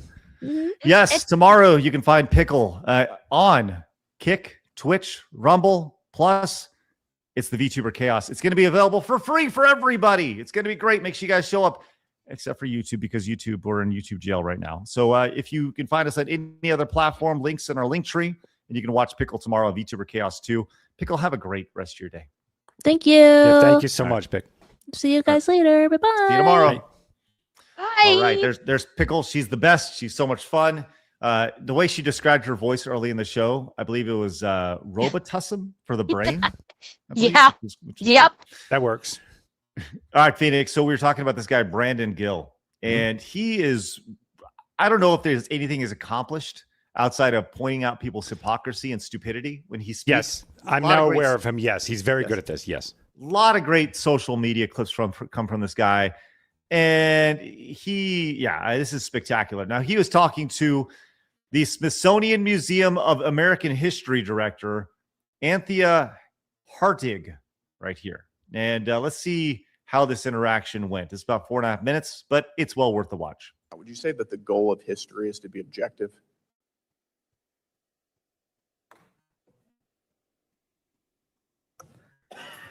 Thank you, sir, for the question. I think that there are many goals of history, and certainly as you collect, as we do, examine evidence, create scholarship. Is objectivity one of the goals of history? We strive to be objective and nonpartisan and not based on any ideology. So it's one of the goals. Doesn't that seem a little bit concerning? It certainly does to me, because as part of this white supremacy document that your organization has promoted, objectivity is a core and defining aspect of white supremacy culture. Do you think that it's the goal of the Smithsonian Institution to promote white supremacy culture? Sir, do you mind sharing with me which document? White supremacy culture right here. This is part of the mass action toolkit that your organization has promoted for several years now under your leadership. By the way, we can take a look at this right here. This is the Smithsonian's white supremacy list right here. Some of the things included on this include rugged individualism here, self-reliance, right here. A family structure, specifically a nuclear family with a father and a mother and 2.3 children. That is bad, apparently. Emphasis on scientific method is seen as white supremacist. Focusing on history, the history based off of Northern European immigrants, that is white supremacy. A work ethic, hard work is the key to success, that is seen as white supremacy. Planning for the future, protecting property, avoiding conflicts, managing time, and being polite. These are all things that are seen as problematic. And I'll tell you what, Phoenix. Real quick, I'll tell you what's problematic for me, unless I didn't understand it. Can you go to that first page? Yes, sir. We're talking about white supremacy. Why is rugged individualism a black guy? It's a good question. But I'm sorry, Craig, you had a point. I was just I just feel like, when I think of like white supremacy here, I think of the KKK and their white hoods, right, running around with on their horses, doing the cross burning and all that stuff, and doing all the things that we were taught as a kid. These bad things, right? And they're horrible things here. But now they're trying to frame it as the white guy with a wife and kids going to his job. Yeah, it turns out you're punctual. Who knew? Yeah. Wow. Whoops. Yeah, I know. If you're self-reliant and not depending upon the government to give you everything just to survive, it's apparently white supremacy these days. I'm happy I showed up late today, Craig. That's right. That's right. You, Phoenix, are not a white supremacist. All right. All right. Bonus points for having a black brother, by the way, for that. That's good. Yes. Let's continue this. The question once again. Toolkit that your organization has promoted for several years now under your leadership. I'd also like to point out that we are not white supremacists because every single day our show is 5 minutes late. So I just want to point that out. Are you promoting a white supremacy culture at the Smithsonian? Am I promoting a white? Ma'am, is this a difficult question? Maybe. No, sir. I'm just thinking about the mass action toolkit. We didn't develop it. But back to your question, no, we're not promoting any ideology. Does it concern you that your goal is objectivity? One of your goals is objectivity, and your mass action toolkit references objectivity as a defining characteristic of white supremacy culture? It's not our toolkit. It is your toolkit. You've been promoting it for quite some time. We did not come up with the toolkit, sir. But you've been promoting it. It is used as a reference, I believe, probably in 2019, 2020. Yes, under your leadership, it has been used as a reference. Is Mickey Mouse racist? What a statement here. Once again, I hate that we're in a timeline that question has been asked by a representative to somebody running the Smithsonian. The fact that that's being asked in an official government hearing is fascinating to me. Yeah, Ember? No. Okay. Mickey Mouse is not racist. It's not racist. According to the Smithsonian institution, one of your exhibits referenced Mickey Mouse as representing, quote, vestiges of longstanding traditions of blackface minstrelsy. Would you describe that as racist? No, the historical trajectory of the origins of Mickey Mouse tied directly so Mickey Mouse is rooted in racism. Is that your testimony? No, sir, it's rooted in minstrelsy. Minstrelsy, you don't think that blackface minstrelsy is racist? It had certain obvious racial overtones that have been well documented. You think that that's problematic, that Mickey Mouse also has those racial overtones? It's not for me to determine what's problematic. It's determined to me what's accurate. Is that right? Yes, is it important to be polite? Excuse me, sir? Is it important to be polite? Yes, sir. It's also interesting because the same mass action toolkit that your organization has been promoting references politeness as a defining characteristic of white supremacy culture. Ma'am, are you a white supremacist? I'm sorry. It's just, It's amazing. It's amazing that we live in this society here. I want to know if I was to go to the Smithsonian, would the doors open on time or would they be a little late? That's what I want to know. Good call, Phoenix. Yeah. Good call. Good question.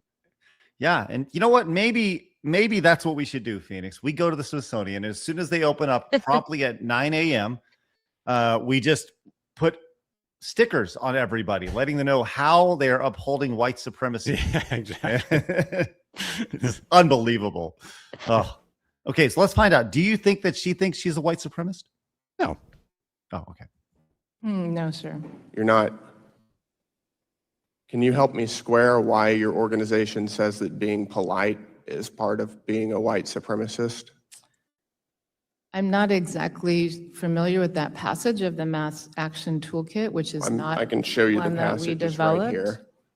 I don't. Pardon me. I said I just read you the passage from it. And then your question was, sir. We're going to move on. What is Latina power? Sorry, this is just I love this. Just these basic questions. What exactly is this? Like, totally playing dumb. Just please explain this to me. Please explain to me what Latina power is here. And honestly, kind of upsetting that it's Latina power and not Latinx power. That's truly the main issue here. If I was going to nitpick something, that would be it. It's the idea that there's no X at the end, because who are we to determine gender in this situation? What is Latino power? Latina power. Latina power would be the forces derived from being a Latina. Do you think that it's appropriate for the Smithsonian Institution to sell Latina power paraphernalia? By the way, let's just, before we get to her answer there. Latina?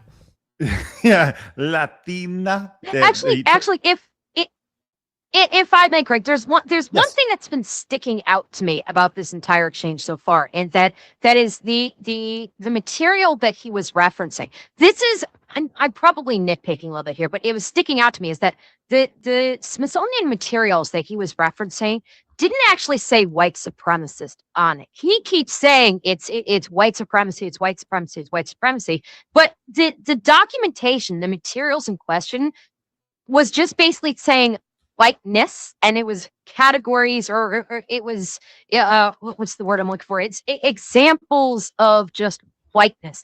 That's kind of like, it's kind of sticking my craw a little bit, because it's almost kind of giving a little bit of a disingenuous to how he is like asking his questions, because it's not like the Smithsonian put out these documents and saying these are traits of, quote, white supremacy, unquote. It was just saying these are traits of whiteness, which in and of itself is, you can basically postulate the argument of like, okay, why are you doing this racial, like, I guess, racial profiling in terms of being white? It is equated with all of these traits. So that's kind of, that is the way he was putting that was really just kind of bothering me, because it kind of like makes his argumentations a bit disingenuous, because he's reframing what the actual documentation says. Yeah, and you can still make the same powerful statement, because really you can really put her on the spot by saying, like, do you think black people are polite? Because if she says yes, but then it's like, well, that is a problem. Like, you can really grill them with the same thing. I hear what you're saying, Ember. Yeah, but could you just imagine? I think this goes back to, hey, that's racist, our favorite new segment here. Oh, yeah. Where if you could change that to, what if they came up with a PDF that described blackness, or to describe being Chinese. Well, punctuality out the door, Craig. That's on that one.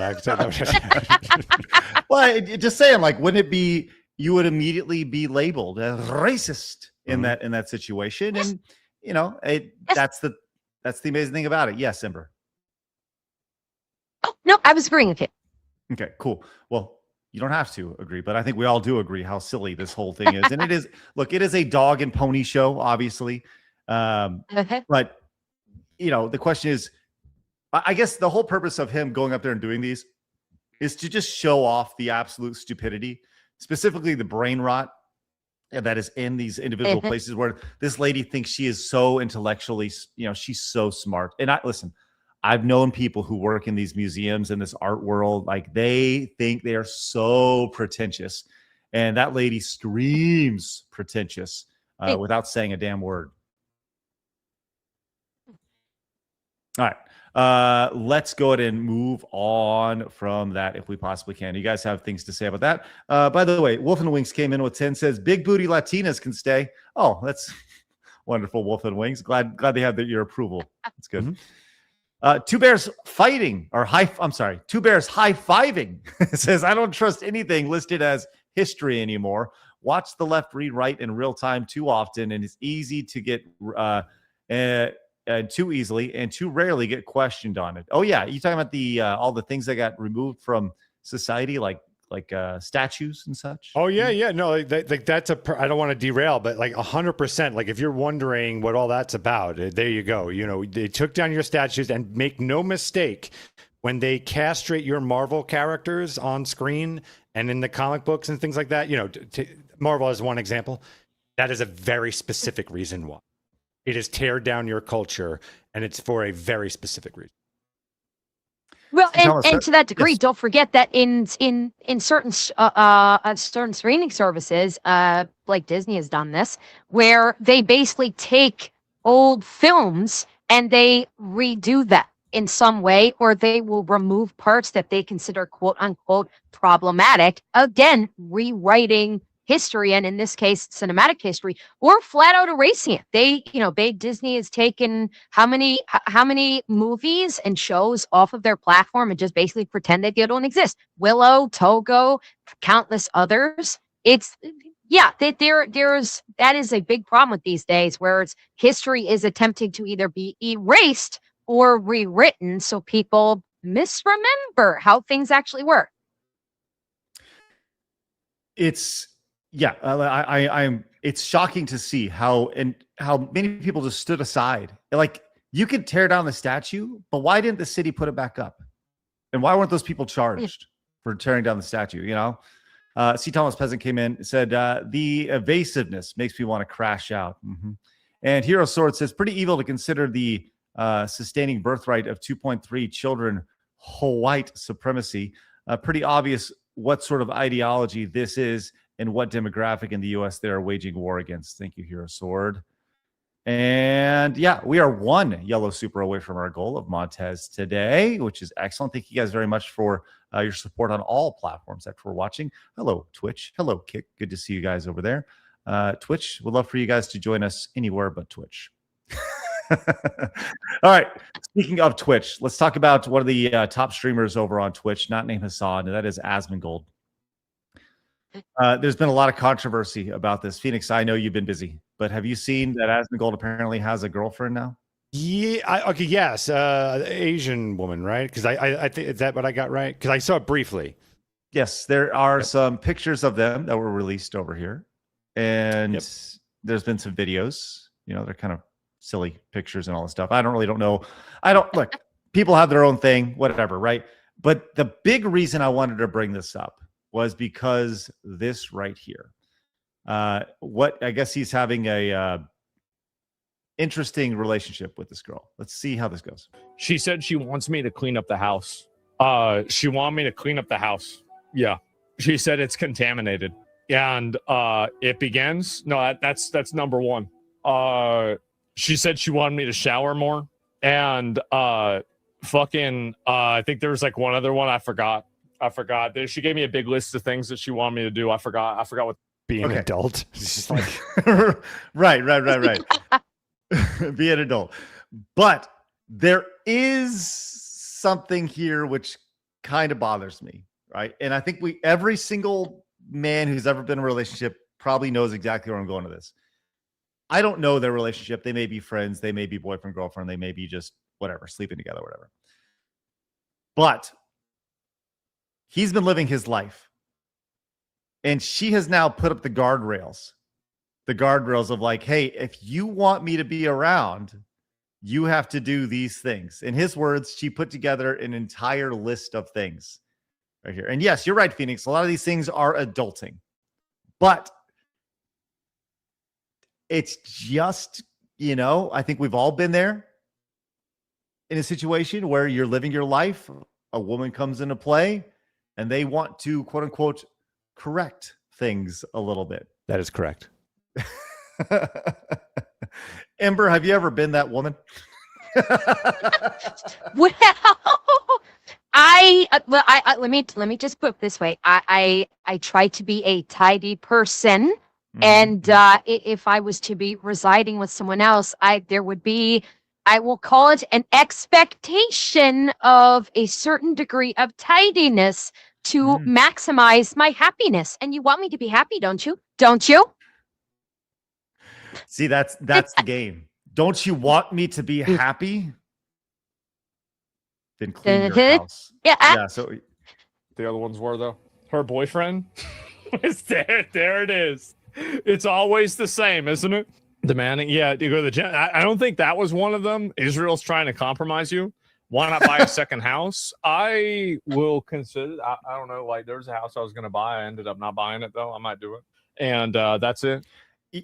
The idea that he's more inclined to buying a second house than just cleaning the current one is kind of shocking and sad at the same time, Even sadder that you really could just, with his money, could just easily get a cleaning crew, and this could be done in a day, basically. Yeah, 100%. Yes. I mean, well, let's not forget, he has been taking strides to clean things up. He, like, when he caught that 2-week ban, about a year ago, something like that, like, he has been taking steps to clean. He even actually did a whole photo diary that he was sharing with his viewing community of putting things together, boxing it up, cleaning his place up. He has been actually making strides to keep things clean. And I've seen the video footage of him doing his $2 steak for her in the kitchen. It's not like his kitchen was a disaster zone or anything. It's maybe it was a slight bit of clever, but honestly, not terrible. Well, if he wants to keep cooking that steak, he better meet her demands. She did say she wanted me to cut my hair shorter, but not super short. She said like when I played Final Fantasy 14, that was the frame of reference that she used. So yeah. Now I would dump her. I don't know really Okay, that's where I want to go with this. Thank you very much. Yeah. So I would dump her in a second. Let's be clear. In I don't care how good she is, right? I don't care how. In this 1-minute clip, she's asked him to clean up the house, cut his hair, right? She has, in his words, a list of demands. Phoenix, I'm with you. I would have her pitch for me because I'd go, okay, cool. I like that list. That was enjoyable. Listen, so here's the deal, Toots. So what I'm curious about is, that I can get another one of you any minute I want right now. Pitch to me why I should take anything that you just said here and pay it any amount of attention. Just let me know. Let me know while I'm looking up the other girl that I'm going to sleep with. Just let me know what that is. Because, listen, I certainly understand when you get into a relationship, obviously you kind of hope to better each other. You kind of, the little gap that you have, they fill in and vice versa, all these other things. These are good things, right? To eventually improve yourself. This is all wonderful. To come in with a set of demands just right up front says, oh, you're trying to just overtake me. You're just trying to take me over and then I now cater to you. No. We got that backwards, my friend. So, this would be immediate red flags. Immediate red flags. And for a guy like that who can probably get anyone he wants because he's loaded, I would not be taking this seriously at all. I have a thought. Number one, I hope someone, when he talked about the cutting of the hair joke, I hope someone made a Samson joke when he mentioned that in his chat, talking about oh God, it's the tale of Samson all over again. But number two, I do have to wonder, is he being humorous? Is he being performative? Did she actually make quote unquote demands? Because he has fun. He kind of goes over the top with some of the things. He shit posts. So that I kind of look at it with a bit of a grain of salt. Maybe he's just kind of saying it, putting it this way to get a reaction out of his chat, just for the lulz, just to have fun. Maybe she did mention something about this, hey, maybe you might want to clean up after sleeping in his house. Maybe you might want to clean up a little bit. Did she say cut his hair? Maybe she said trim the split ends, like so it's not looking so raggedy, and just like trim it up a little bit, not like chop Okay. it off or anything. I do wonder if there's a little performativeness there. Okay, well, hold on, Ember. Marlon brings up a good point. Imagine if a man did this to a woman at any point in the relationship. Yeah, well, that woman saying. would have to step on a scale before entering my house, and I'd have to take Right, recording right. of like where we are weight wise. Like, I'm sorry, honey. You gotta drop down. I need you to lose about 25 pounds. And by the way, you need to cut your hair. And also, if you could just keep your sink a little more clean, I'd really appreciate it. Otherwise, you want me to be happy, don't you? As much as I love that Right? nagging doll face, I do. But we're gonna have to drop that also. And no, that wouldn't fly. That wouldn't fly in a heartbeat. Yes. Hero Sword says, why as men are we always considered defective and have to get, quote, fixed by women? But if we dare suggest even one change to our girl, we get labeled as insecure and undeserving, and she walks away. Amber, I'd love for you to answer that question. Okay, I was gonna say I do not presume to speak for all women. I'm speaking for myself.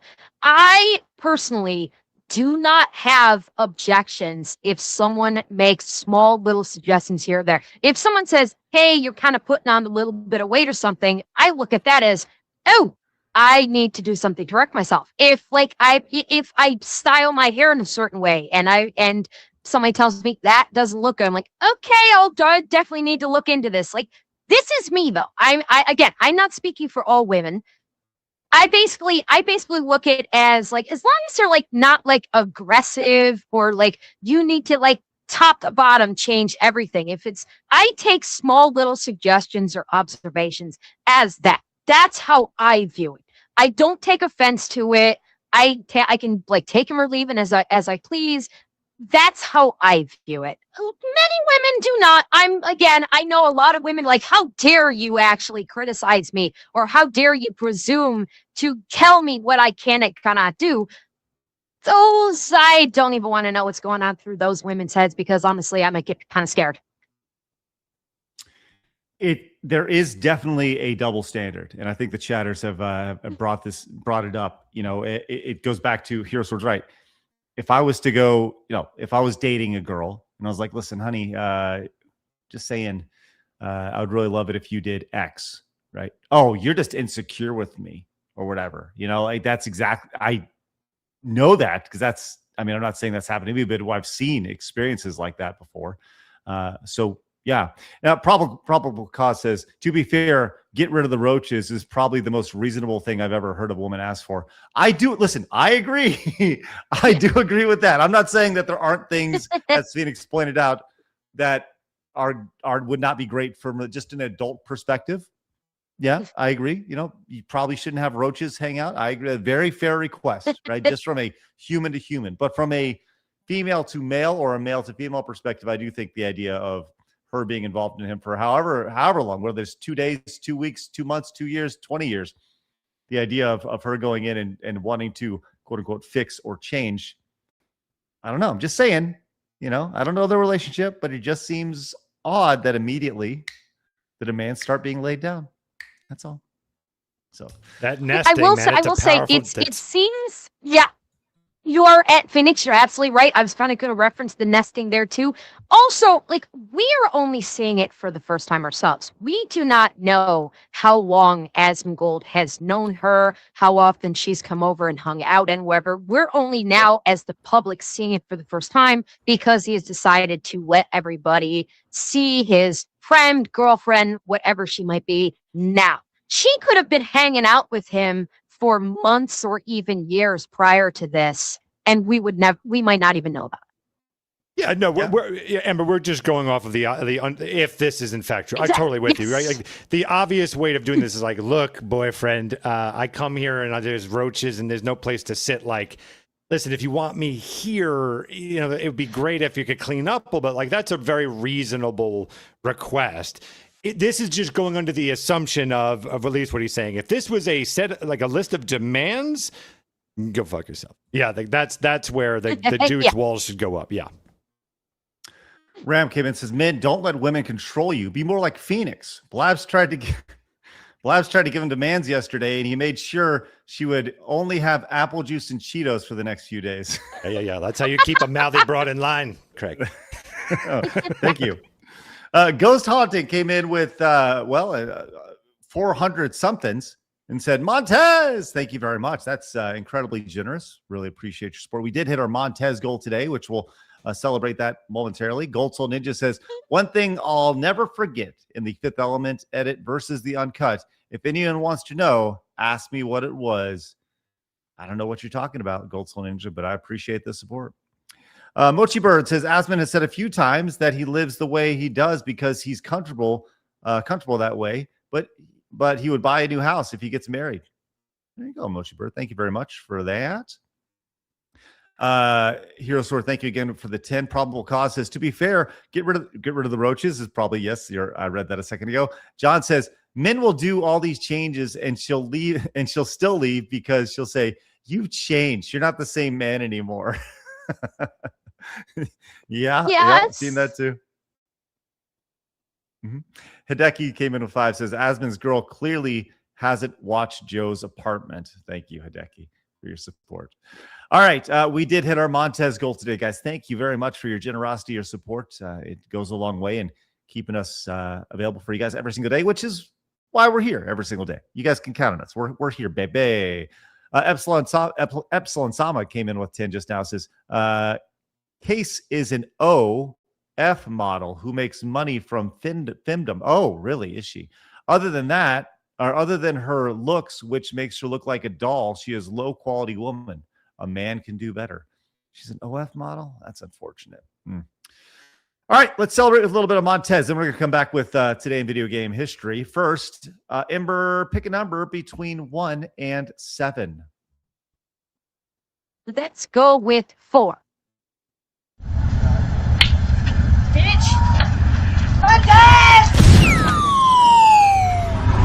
You are racist.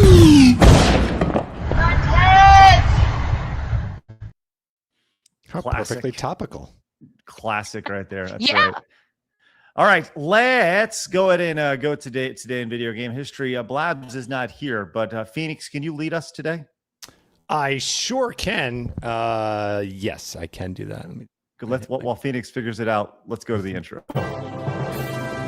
Today in gaming history with Blabs. I like orange. And Phoenix. All right, Phoenix, what do we got today? I think I clicked it right. Did I click there you go. it? There we go. Okay. We've got Metal Gear Solid Snake 2 tactical espionage game that was in Japan, 36 years old from 1990. We've got Super Bonk from Japan, 32 years old, 1994, and Paper Mario: The 1,000-Year Door. This is back in 2004. All right, this is looking into, especially Paper Mario. That is a classic game before the remake. All right, not so bad. Not so bad. All right, well, let's see exactly what Blabs missed today, because she did, in fact, miss some things here. There we go. Let's get this up. Some noticeable games that Blabs missed today here, July 2nd, July 22nd, include Road Rash 2 for the Genesis. Ooh, that's a tough one right there. Also, Mega Man 5 for the Game Boy. I don't know if you guys have ever played this one before. You guys ever played Mega Man 5 for the Game Boy? Briefly. I think, if I remember right, that was like the really big sprites, if I remember right. There are large sprites. I think that's the one that includes Inker, ENKER was the thing in that, if memory serves correct, but I don't know. Shining Force CD released for the Sega CD 32 years ago. A lot of people going to be upset over that one. King of Fighters 99. Everyone loves King of Fighters 99. That was a pretty good fighting game. Misadventures of Tron, who most people would not recognize, but much till just a couple of years later when she was featured in Marvel vs. Capcom 2. Tron over there. She's one of my top 3 characters in that game. Yeah, didn't you say that you liked this game, or did you just talk about how you just knew that piece of trivia? I remember this last year, I think. Yeah, I have never played Misadventures of Tron. My only experience with Tron is from Marvel vs. Capcom 2. Okay. Yeah. Great Escape, 23 years ago in 2003. right there for PC and Xbox. You mentioned Paper Mario, which is great. RPG Maker was released for PC back in 2004. Tenchu released for the PlayStation 2 22 years ago. Order Up right there. Mercenary Kings released 13 years ago. Ooh, the Oddworld, Abe's Odyssey. That was the remake, correct? I believe so, yes. Holy shit, that was 12 years ago. That was over a decade does ago. Not make sense to me. I could have sworn there was like maybe at most 6. Yeah. Human Fall Flat was 10 years ago. Son of a gun. That also makes no That sense. came out on PC first? I thought it was a console game first. Wow. Oh no! I guess that does make sense. I played a lot of these co-op games at my old stopping ground, so I guess that does make sense. 10 freaking years ago! Holy crap! And Memory of Memory, a chill story featuring Darkside Phil, released today for Macintosh and PC, right there. So there you go. That is today video game history. Way to go, Blabs! Way to go! She's like apple juice. Yeah. Marvelin says, Marvelin with 10 says, how pathetic do you have to be to pay to be dominated by a chick who dates the Roach King? What the fuck? That's a really good point, Marvelin. This girl over here doing her OF and people paying up right there. Also, Captain Ruddy says Super Bonk is right up Ember's alley. You a fan of Bonk? I had the bonking stick. Well, let's see the bonking stick. Where's that? Oh, there you go. Look at that. Just busted out. What is that? A golf club? A pipe. A what? It's the bonking pipe. I bonk my chat whenever they misbehave. Can you bonk us? Bonk. Oh, you actually do have a bonk. Okay, thank you for that. May I have another? Thank you, Ember. All right. Let's see. Oh, by the way, quick side note. I thought that was a golf club at first, but no, it turns out to be the bonking stick. Can I just do a quick, 5-second review on the new Will Ferrell thing on Netflix? Have you guys heard about this? Nope. So Yeah. Will Ferrell has a new series on Netflix called The Hawk, and he plays a golfer in it. And he's supposed to be he's this golfer who was traumatized after missing a putt 20 years ago, and it sent him down a spiral. Let me just say this. I watched the entire 10 episodes of this thing, wasted about 4 hours of my life watching this thing. Will Ferrell, his bit, just like him, has gotten old. Mm-hmm. And Will Ferrell's bit, when he was in his 30s, it's kind of funny to see a 30-year-old guy, middle-aged guy doing his thing. He's not old, right? It's not funny anymore. And him singing the Baby Back Rib song, it doesn't really work for me. The series itself, and maybe I'm wrong, maybe other people love this thing, but the series itself had exactly 0 likable characters in it. And they were trying to make it where it's one of those things where everybody has their flaws. But I watched the entire 10 episodes. Him, his son, his wife, his son's fiance. Go down the list. Every single character is a pure and utter arrogant asshole. Maybe I guess that's supposed to be the charm of it. But for me, I watched it and I was like, who's the hero? Who is the hero in this? And I do not have an answer for me after this. So let me know if anybody else has seen The Hawk, because The Hawk was it was the most solid 6 out of 10 show I've ever seen. I'll say that the best thing about it was the final scene of the movie or the show where he's putting and they are playing. They're playing. There's a version of a song that they made on guitar. And I'm blanking on the song right now, but it was a great version of the song, and that was the highlight of the entire show. It took only 10 episodes to get there. So, it wasn't even anything that they did or acted. By the way, they're shoehorning. They're shoehorning these kind of weird they thems into these shows, and that makes sense. His caddy is this let me see if I can pull her up really sure. quick. Let's see, because Now, while you're trying to pull it up, I will say this is starting to become a staple in Hollywood where they're doing like TV shows and movies where it's just the entire cast, not the actors themselves, but the characters. There's nothing unlikable. It's that whole deconstruct thing, like, oh, everybody's got flaws, accept them for their flaws. And we're getting more and more of these versions. So, like, I am seeing no likable characters in any of this that I'm watching, and it's just a miserable experience. Okay, this is his caddy here.